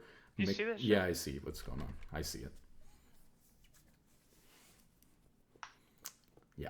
Yep. But Sorry. but it's like if you're the reason why you're throwing a huge percentage of those major objectives, it's like, okay, well you're doing better than average at killing people, but you're also playing a champion that's like very much designed to do that, and Right. you're failing to do the other aspects of the game that are equally important to winning, because not everything in League is about Debatably killing people. even more important. Right, maybe even more important, because a lot of these bronze games, so many people are going to make so many mistakes that a bunch of people are going to get fed. And so like getting 10 kills, going 10 and 5 in bronze consistently, let's say, is like not the same as going 10 and 5 at like GM or something, where it's harder to get those kills and there aren't as many deaths in the game. So like going 10 and 5 means that you have like a higher percentage of like the gold and the kills and like everything that's going on in the game. So it's like more impactful. So what I'm thinking is that like your mechanics seem clean. They seem better than a bronze player to me. Thanks. Your like mastery of the champion, it's not perfect. Like you could have better camera control. You could have a little bit better like combos and like timing with your W and your ult mostly. But like for the most part, it's fine.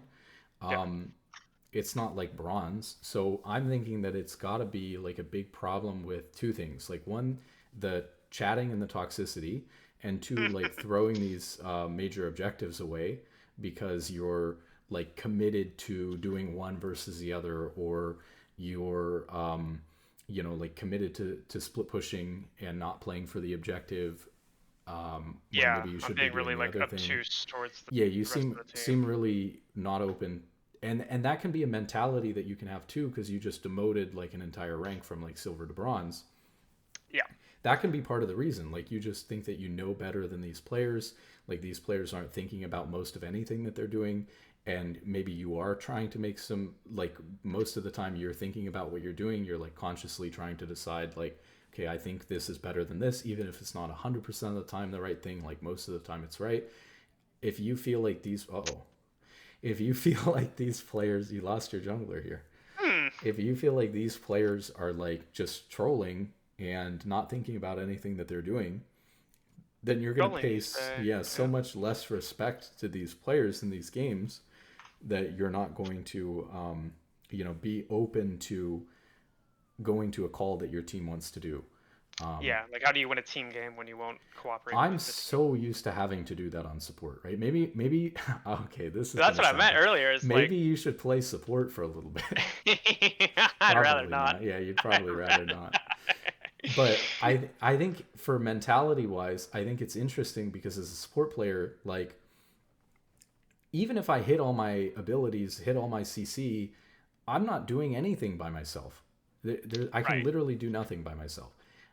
Even if I'm in bronze, even if I'm with somebody else, I can hit all my abilities, and half the time they're just not going to go in. Maybe even more than that, Right. right?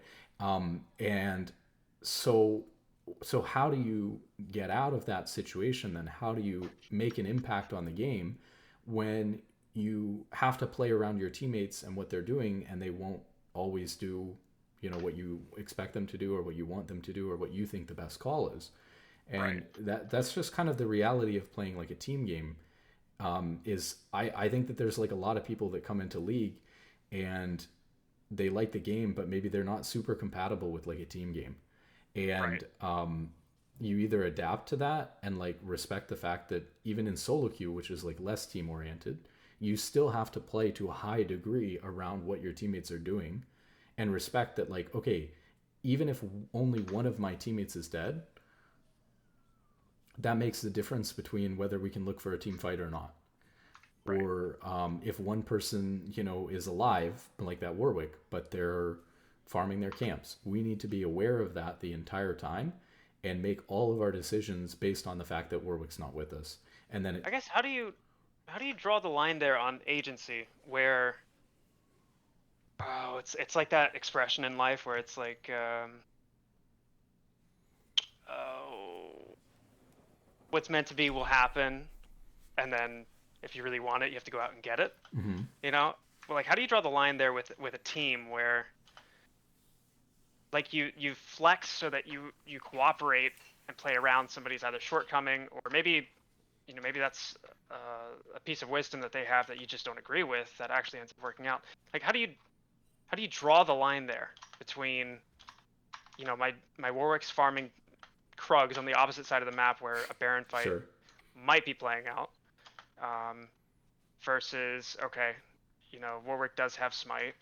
Uh, if we are going to get Baron, he's the one that's going to enable that. So maybe we should play around him. Where do you draw the line? I guess. Well, okay, draw the line between what? What is the alternative between, or between like waiting for Warwick there and what else? Versus forcing it without him. Well, you just don't win if you force it without him, right? So it's like you can't. There's not really a choice there at all. Like if you want to win the game, you have to wait for your teammates, whether they're trolling or not. Now, if you think you can win the fight, if you're strong enough that if you play the fight a certain way, maybe you can win the fight 4v5. But then, unless your teammate's AFK like this Lilia, why even risk that? Because if you can win the fight 4v5, why not just wait until it's 5v5 and then have an even better chance Right. of winning the fight, even if you misplay a little bit or miss an ability, which is going to happen. Yeah, it's that coordination factor, man. Because it's Hmm. not non-existent. Like that's what I loved about Silver was like as I started climbing through that, like people were more lucid. Hmm. They were more Yep. receptive, communicative. But we're down here. It's just like It's all perception though. Like when I first got to Masters, I was super happy with the game quality because I thought like, oh my god, like these players are so much better. Like everyone knows how to play their champion really well. It's so coordinated. Um, it's just like a whole different feel. And so I felt Right. really good for the first 10 games I was in Masters. But I was going to say this earlier when we were talking about that. But Uh-huh. then I started seeing the mistakes. And I started Right. seeing, because I was just getting better and better and better. And when you're getting better, you're not going to live in this like delusional honeymoon phase forever. You're going to eventually see that, like, of course, gold players are making a ton of mistakes. So Right. while it feels better than to be in bronze, the reality is that it only feels good because of our perception for a little bit, and then we see Gotcha. the next level mistakes the gold players are making, and then those mistakes frustrate us. And so, Wait, is this the real I will dominate? What the fuck? No. What the fuck? I'm not the real. I will dominate. so I expect that No, that's the real. even when you go up, it will like feel good for a little while, and then it will not feel good anymore. Is oh, That's just kind of the dominate. reality. But I'm convinced it would be fucking hilarious. Yes, buddy. It would be very, very, very funny. But it's also a trade-off in that, well, you have less agency because your team is like makes less sense. Like the game makes less sense, right? It's less coordinated. Your team's decisions don't make as much sense. But the trade-off is that the players on the other team are so much worse mechanically, No, I'm not. the lower rank that you go, Right. that Really? the you know, so like for example, this guy who watches a YouTube channel wanted me to play on a Smurf account to like see how I would do playing on a Smurf account. I haven't played a ton on it. I only played 8 games, so I'd have to play more. But let's see, where is it here? So I have an account that I'm 8-0 on Braum right now. And so the account was gold 4, and I guess maybe that's a little bit too high, but the account was gold 4 at the end of the last split, and then I went from gold 4 to gold 1, going 8-0 on the account, right? And it's like, the thing is that while you have less agency over like having to wait for the Warwick, you have more agency in that you're going to be able to get 13, 14, 15 kills a game down here. Whereas if True. you were in gold, you're probably not going to get as fed every game because you're playing against people who are a little bit better at laning, a little bit better mechanically, you know, Yeah. not griefing as hard, whatever. Yeah, 80 carries don't just stick their neck out in the fog of war. Yeah, I'll change the username. I didn't realize it was going to cause any problem. Oh no, you're good. No. It was funny. Hold on, I never played for TSM, as far as I'm aware. Yeah, so that's kind of the thing. So you might lose agency in one category, but like gain agency in another. Right. So the only agency I care about is winning the game or losing the game. And the lower, Right. objectively, the lower rank that you go, the easier it is to win. Even for like a gold player going in, or like a plat player going into bronze, it becomes easier to win. For Yeah. you know, like a master player, a GM player going into diamond or going into bronze, it becomes easier to win. Now, it's a little bit more complicated than just saying it becomes easier to win. It's easier to win if you adjust, but it's different to win, right? Like you have to do things a little bit differently in order to win. That doesn't mean Yeah, that you're kind of like won't. exploiting those volatility Yeah. pockets. So, like for me, throughout my climb, I always feel that it's easier to climb in Masters than it is to climb in like High Diamond, because the extra level of coordination and like the way that people play, just for me, especially as a support player, feels a lot nicer when I'm in Masters than in. Yeah, you're kind of like the hub of all Right. of that. So, the more coordinated the but spokes. there's a lot of reasons for that. I don't think that that's true overall. I don't think that it's actually easier to win at like 200 or 300 LP than it is to win at like objectively than it is to win a game at like Master 0 LP or like Diamond 1. It takes more skill to win at 300 LP. But if you're already at that level, it feels easier because of a couple of reasons for me. Like one, I'm used to the level of play because I'm not spending a lot of time smurfing, so I'm mostly playing on my main account. And since I put like 95% of my games on my main account, when I switch to a Smurf account, I've talked about before, it feels bad because I'm like having to adjust. And if I don't do a lot of adjusting very quickly, it'll go poorly. Same thing like if I demote a lot.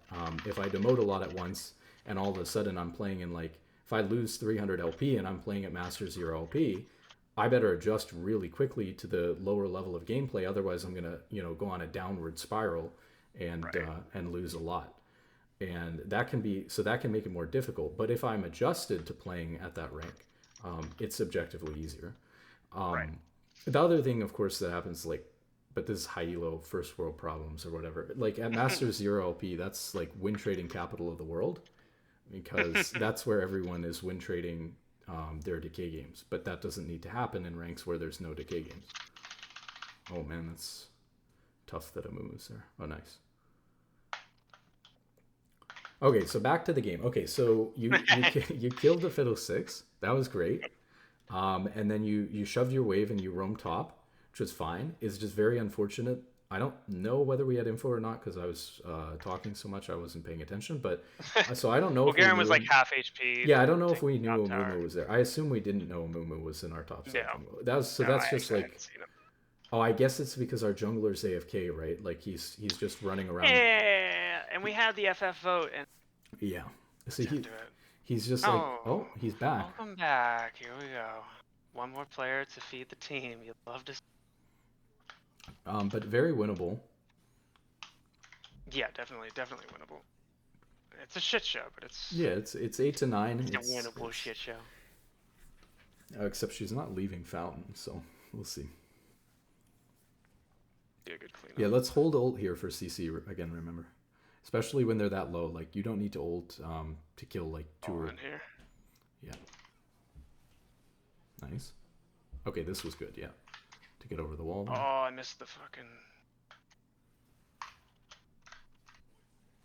Nice. Yeah, well played. Winnable.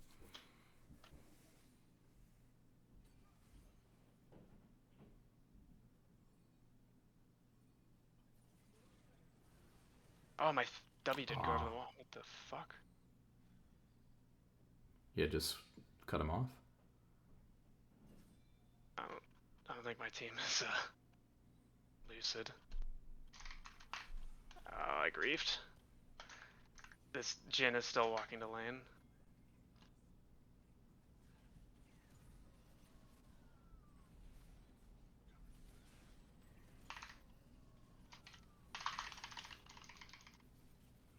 I was okay. Okay, I've seen this like maybe 2 times now, so that was really close. You don't need to W in there, I don't think.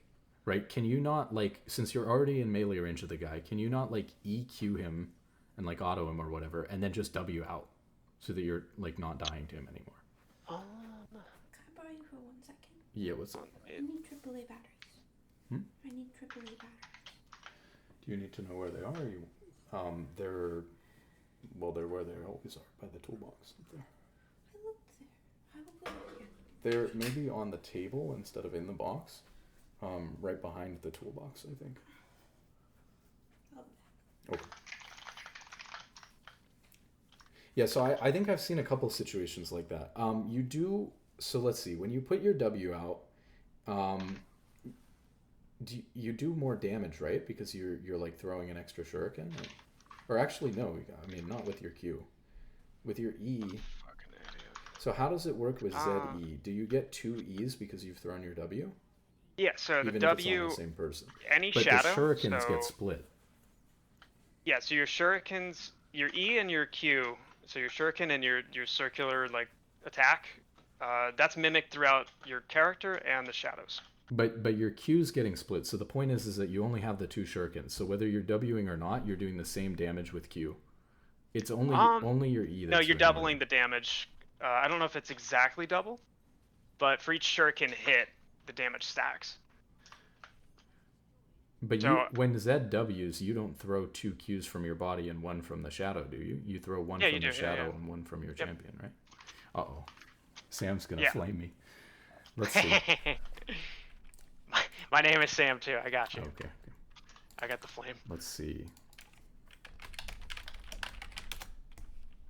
I feel like I might be onto something here. Maybe since I don't know how any of the champions work in the whole game, maybe because everyone says that that's like the first thing that you should learn as like a bronze or a silver player. Maybe that's not true.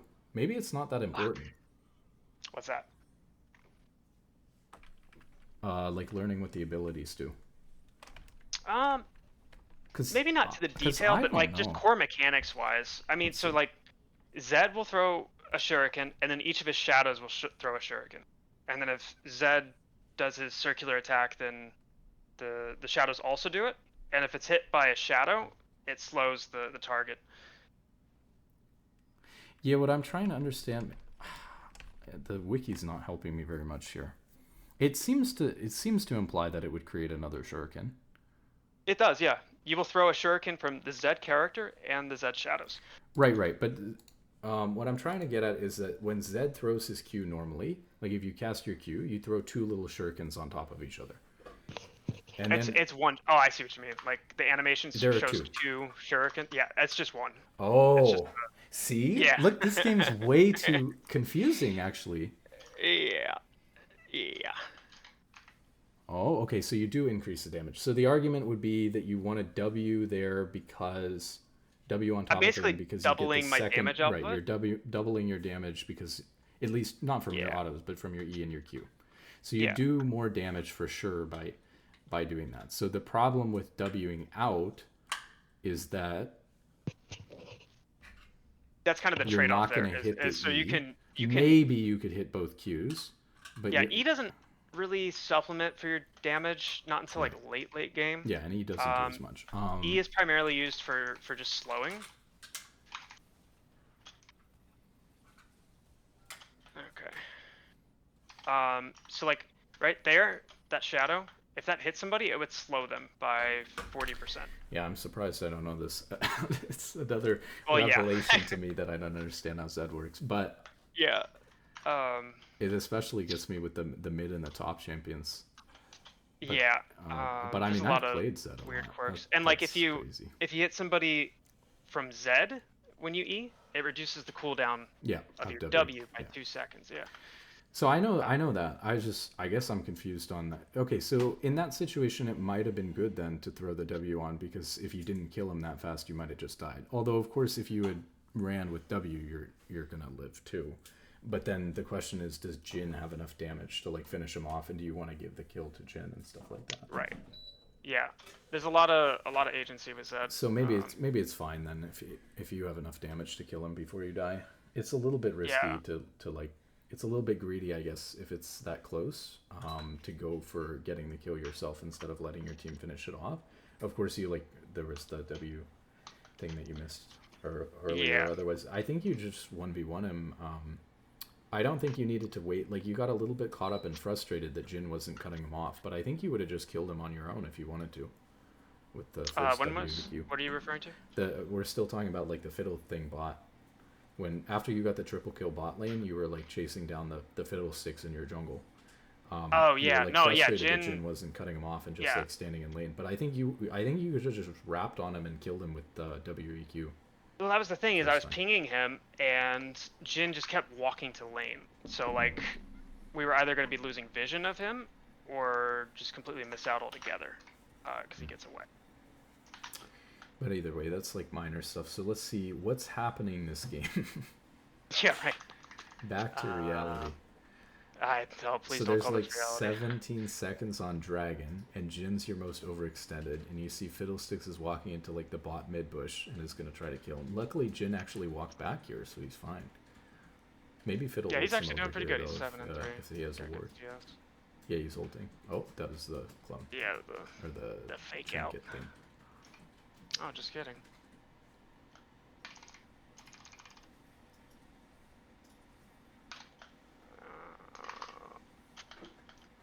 Lucky. Okay, well that's 2 of them off the drag.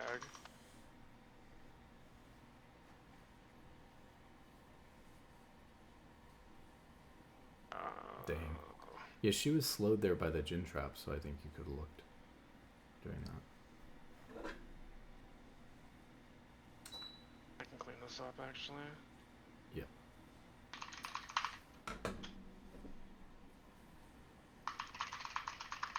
Just fucking perma CC'd.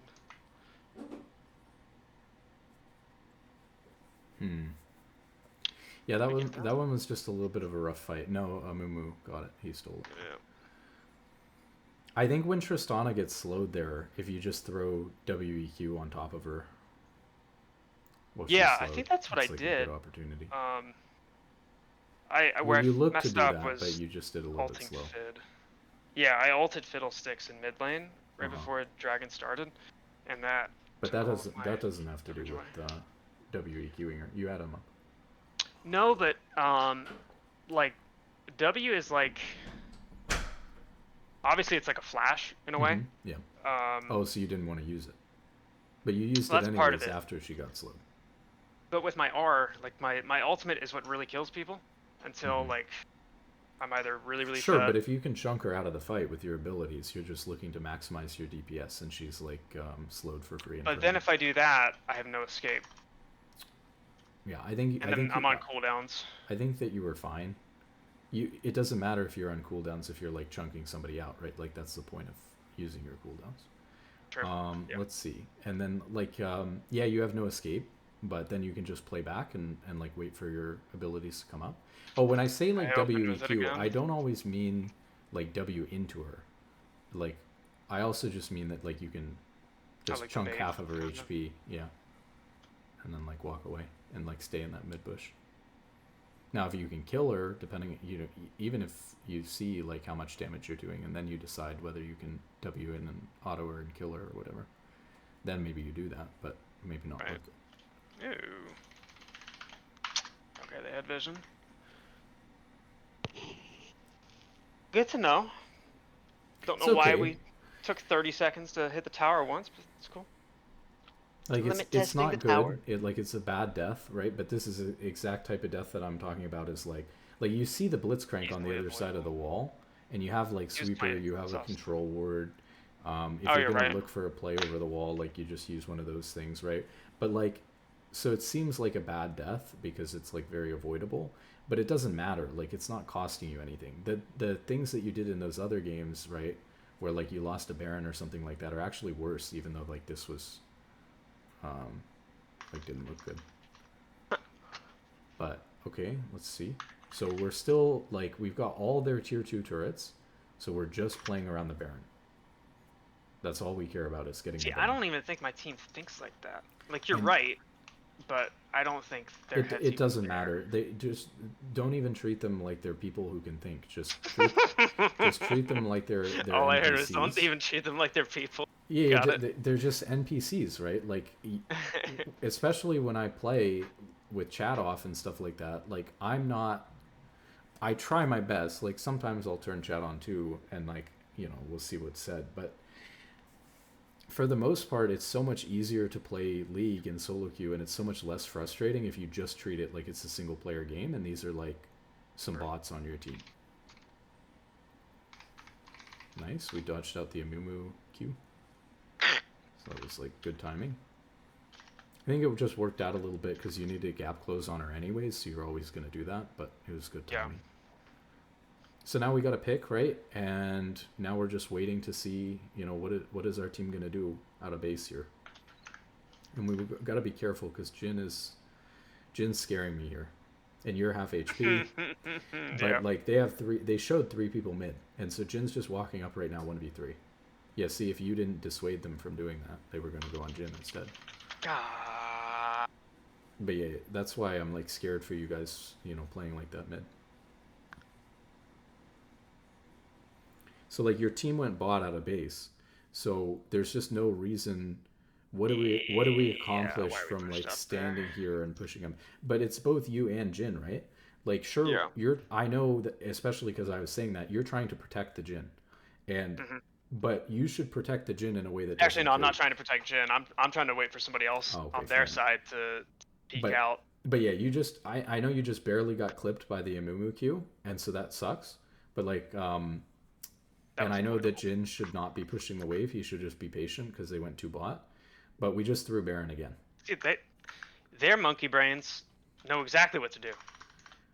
You know what I mean? Like, Yeah, but it's also because they just got a bunch of kills. Like, but yeah, I mean, oh, we had a bunch of kills yeah. like Well, a you minute had ago. one. You Yeah, know? you had one kill. Yeah, yeah, yeah. There were probably other times when you had a bunch of kills. You're right though. But you it's also neither never here nor there. ping, like, you never ping your team, like, well, I mean, I'm sure you do sometimes. Uh, when I say that, you ping your team negatively a lot, but very rarely do True. I see you making like a call with pings to like back off. Like, Like, informationally. yeah, if you understand these things and if you think like, okay, I'm a silver, I'm a gold player, and I'm having like a bad streak and I'm stuck in bronze right now, like I need to try to communicate to my team what they don't understand, and even if that's hard for me to do, I need to do my best at doing that. So like if I think that the Jin is pushed up too far, like I'm pinging that guy, not spamming him, but like pinging him that he should back off. I'll let you play the fight.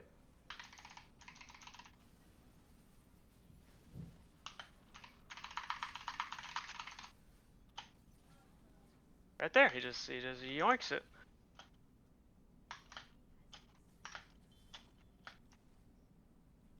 And we lost the So drag let's see, too. they've got a lot dead for, they've got 3 dead for like 20, so we can see if we can push bot with our team. I'm gonna get this blue real quick. Yeah, that's fine too, you're low anyways.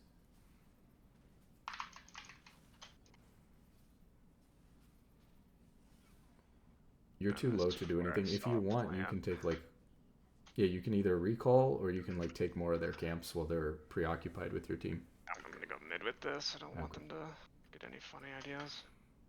But like this is another situation. I know we're kind of low, but we're like not playing with our team at all here again. True. Which is fine. They got the turret anyways. But who knows? Like maybe if we go push with our team, maybe we get inhib instead of getting turret, or maybe we steal like all 3 jungle camps instead of 1. Right. And then we pick up the mid wave. Do you feel like taking jungle camps is super effective like that? Like, does it really? It's complicated. It's really good because if you take like your team's jungle camps, right, then it's only like 1 times the value because you're taking the gold away from your jungler and giving it to yourself, right? So you're not increasing like your team's output by that much. You're just speeding up the take a little bit because no one's there. If you take enemy jungle camps, the thing that's nice about it is that for that time that the camp is down, you're giving yourself and your team more gold, but you're also denying that gold from the enemy team. And so you should think about it as like double the value, because the net difference in gold that it makes is double. We got a situation here. Yeah. That was stupid. Okay. Yeah, so like luckily it's not that bad because there's no objective up again, right? But like we're really, really strong. Yeah, And you're right. Again, this is why I don't like doing live coaching too. It's super distracting, but it's fine. No. But like we're like pushing up top, right? Kind of mindlessly pushing up top, maybe listening to what I'm saying, and then we get caught, and then it's bad. And now our team, even though there's no objective, right? It's bronze, so they're always going to do the wrong thing. Our team is like taking a 4v5 team fight while we're dead. Right. And so now our entire team is dead because we died. Now, ideally, like if this was Masters or something, would we make that mistake and then that mistake only costs us 300 gold? Sure, and then it's not as bad. But like if we make this mistake at this rank and our entire team kills themselves, now we just lost 2,000 gold off of that fight because they saw that you died there. So now, like, we just caused the death of like 5 people, and we should think that we're responsible for that, even if it was a bad decision on their part. Because again, they're bots. Like, they're literally bots. They don't think about anything that they're doing. They don't realize that we're dead in this 4v5. In fact, it's because we died that they ran top and fought in the first place. They're just running to where they see people on the map and there's action. Right? People are just playing for fun. They're just playing, COD lobby. right, like a COD lobby. They're just going to where they can get the kills. Like, where's the action at? Where can I go to get kills and assists and stuff like that? Where can I go to fight? And so it's like, okay, League is like a COD lobby, except the map is a little bit big. But then and you can see where everyone is, and they see, okay, everyone's fighting top. I'm gonna go ARAM top. Everyone's fighting mid. I'm gonna go ARAM mid. That's all that it is, right? And that, to some extent, that even makes sense, because if they're really bad at their champions and stuff like that, they should just kind of be perma fighting, right? To like learn Right. what their champions can do. Problem is that you've got enough grasp on how to play your champion, even for a mechanically complex champion like Zed. You're playing the champion well enough mechanically that I think that you should not be bashing your head into a wall and fighting permanently all the time. You need to be like figuring out how to close games with the leads that you keep building. And you're like getting great leads in lane and through roaming and getting these kills in the early to mid game, but then we're like throwing these objectives and getting picked and not doing a whole lot in the late game. I'm gonna try to not use ult here. No, I'm going to. Yeah, that's fine now. Okay. What the fuck? What the fuck was that?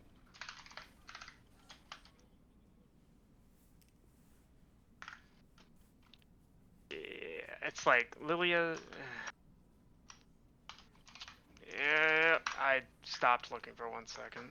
Yeah. So that's unfortunate because we could have like W'd over the wall. Yeah. When we saw him coming over before we got silenced, but we were like looking at the shop or something else, and then. Yeah, I was trying to see. And we got the pick on the Amumu, which is good, but like because we've died here and at least even that up, like Dragon's pretty 50-50 right now.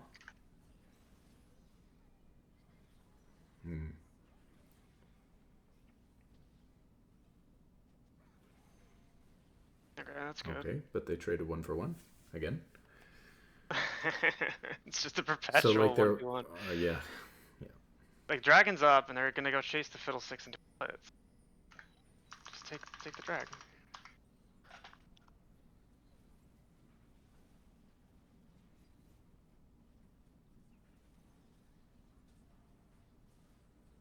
Oh no. They didn't get off of it, did they? Okay, they're still doing it. It's a little bit slow. Amumu's gonna get there now because they fought the fiddle. Okay, she got it though.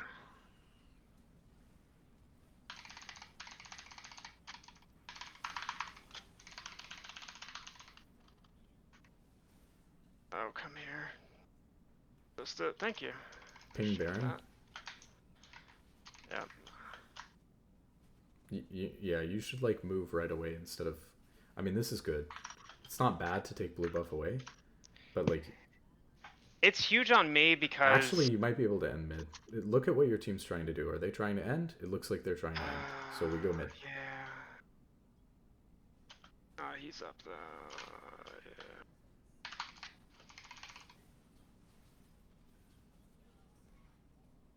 Yeah. I'm so low. Is there a plant? Inhib. There's no plants. So like right there, we can either like push mid and try to end, or do Baron, and we get neither. If you're mid when like Garen ran on Lilia, you guys kill Garen before Lilia dies. So like one of the problems with doing blue is that if you're gonna do Baron or something like that, that's gonna require you to have HP, then the blue like took a lot of your HP away, and you're like not kiting the camp very well. Like you're not killing it through your W. You're like face taking it. Right. And then so that's kind of an issue, and then it delayed you going mid there, which we were still trying to figure out like what we were gonna do, what our team was looking to do, but getting nothing there is really really bad, right? And so like what are we thinking here? Because like so now our team is mid. I'm trying to take down this turret too. Yeah, you need to back off. Because their team's coming at you through the jungle right now. We saw them. Yep.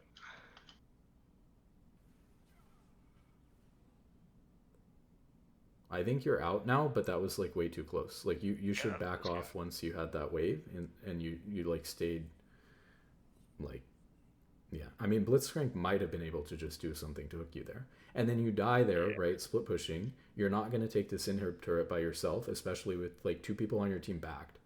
So you have there's nothing on the other side of the map that they're distracted with. They're just solely focused on gonna kill you. Nice. So I gotta go kill her. Yeah, you can look. Careful though, their whole team can be near you. Nice. Okay, now we ran into him. We got a couple of picks. Okay, this is perfect. The rest of their team is like getting slow rolled right now.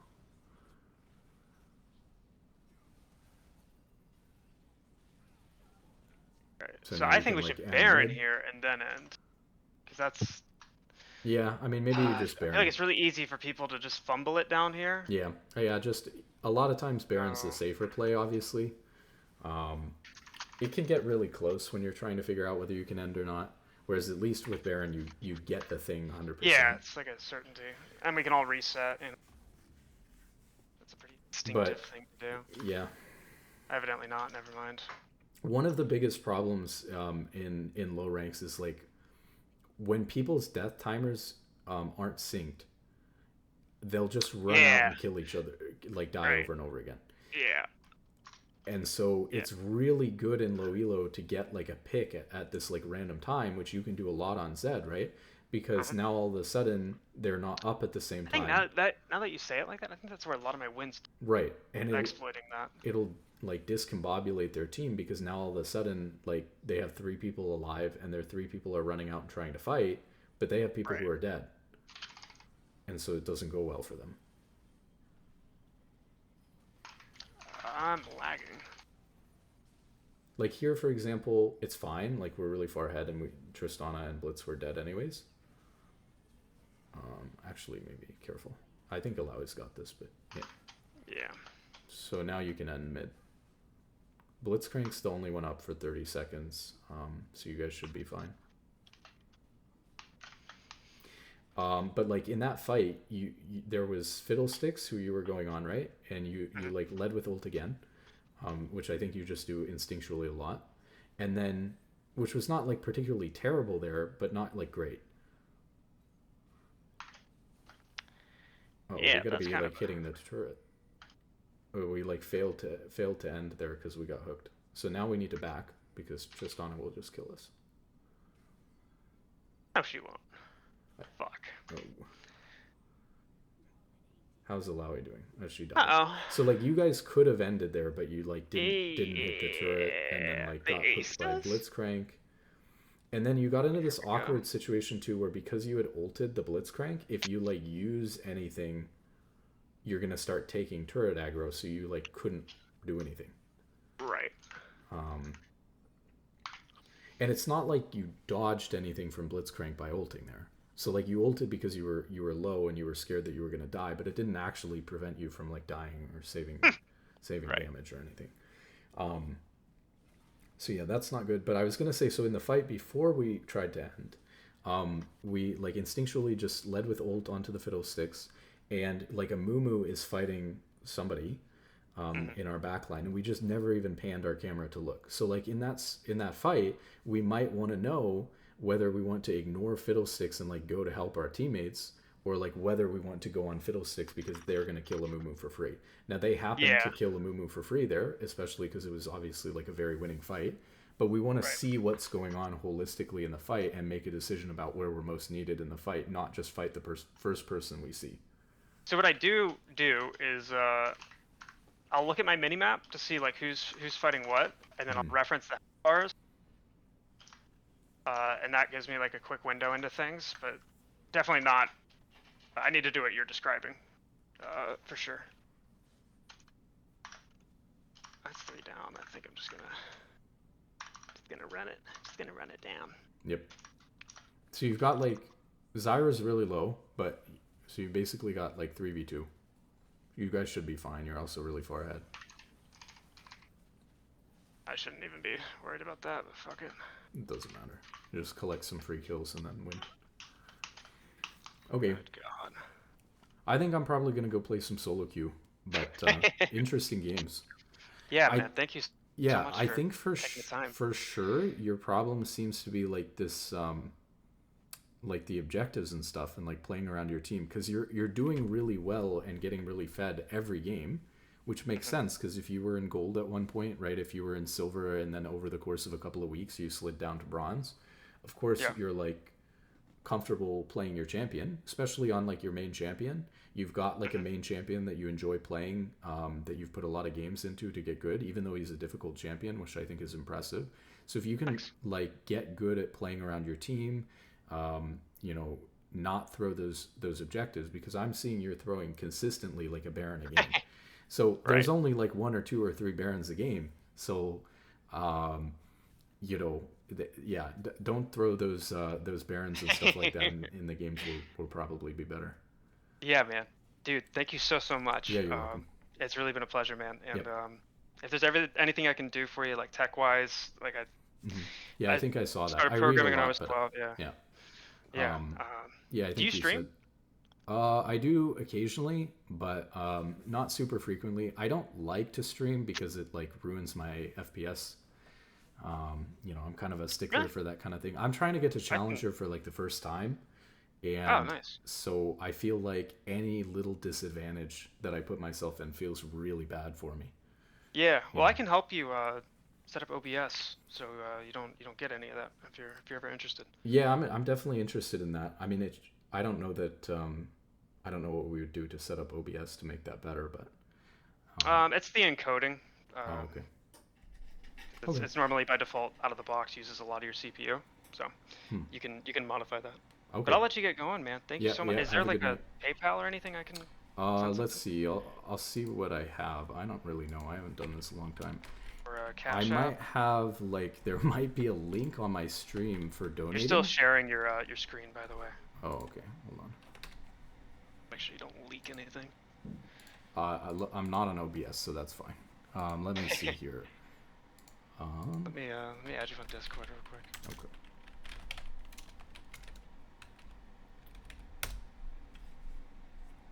So I wonder if this works. Because I think this goes straight to PayPal.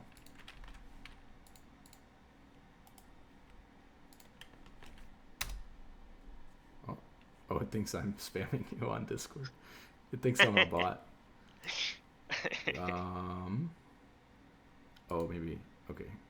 Yeah, and please keep up the videos, man. Like I'm telling you, it's. Yeah. I think there's gonna be a whole paradigm shift with all the short brain rot, and Yeah, a guys lot like of you. older people are tired of it, I think, and then like the league audience is getting older because like you and I, we started when Yeah. we were like 12, 13, but Yeah. there's not a lot of new players coming into the game, and we're all getting older. So Right. like listening to something as a podcast and being able to do something else at the same time, like that's how I listen to all my YouTube videos. Like I'm very rarely sitting there and like watching a YouTube video unless maybe if I'm like eating or something, but Right. like yeah, we're trying to multitask. We have lives. So Right. yeah. Right. Okay. Yeah. Have a good one. Yeah. Thank you so much, man. Good night.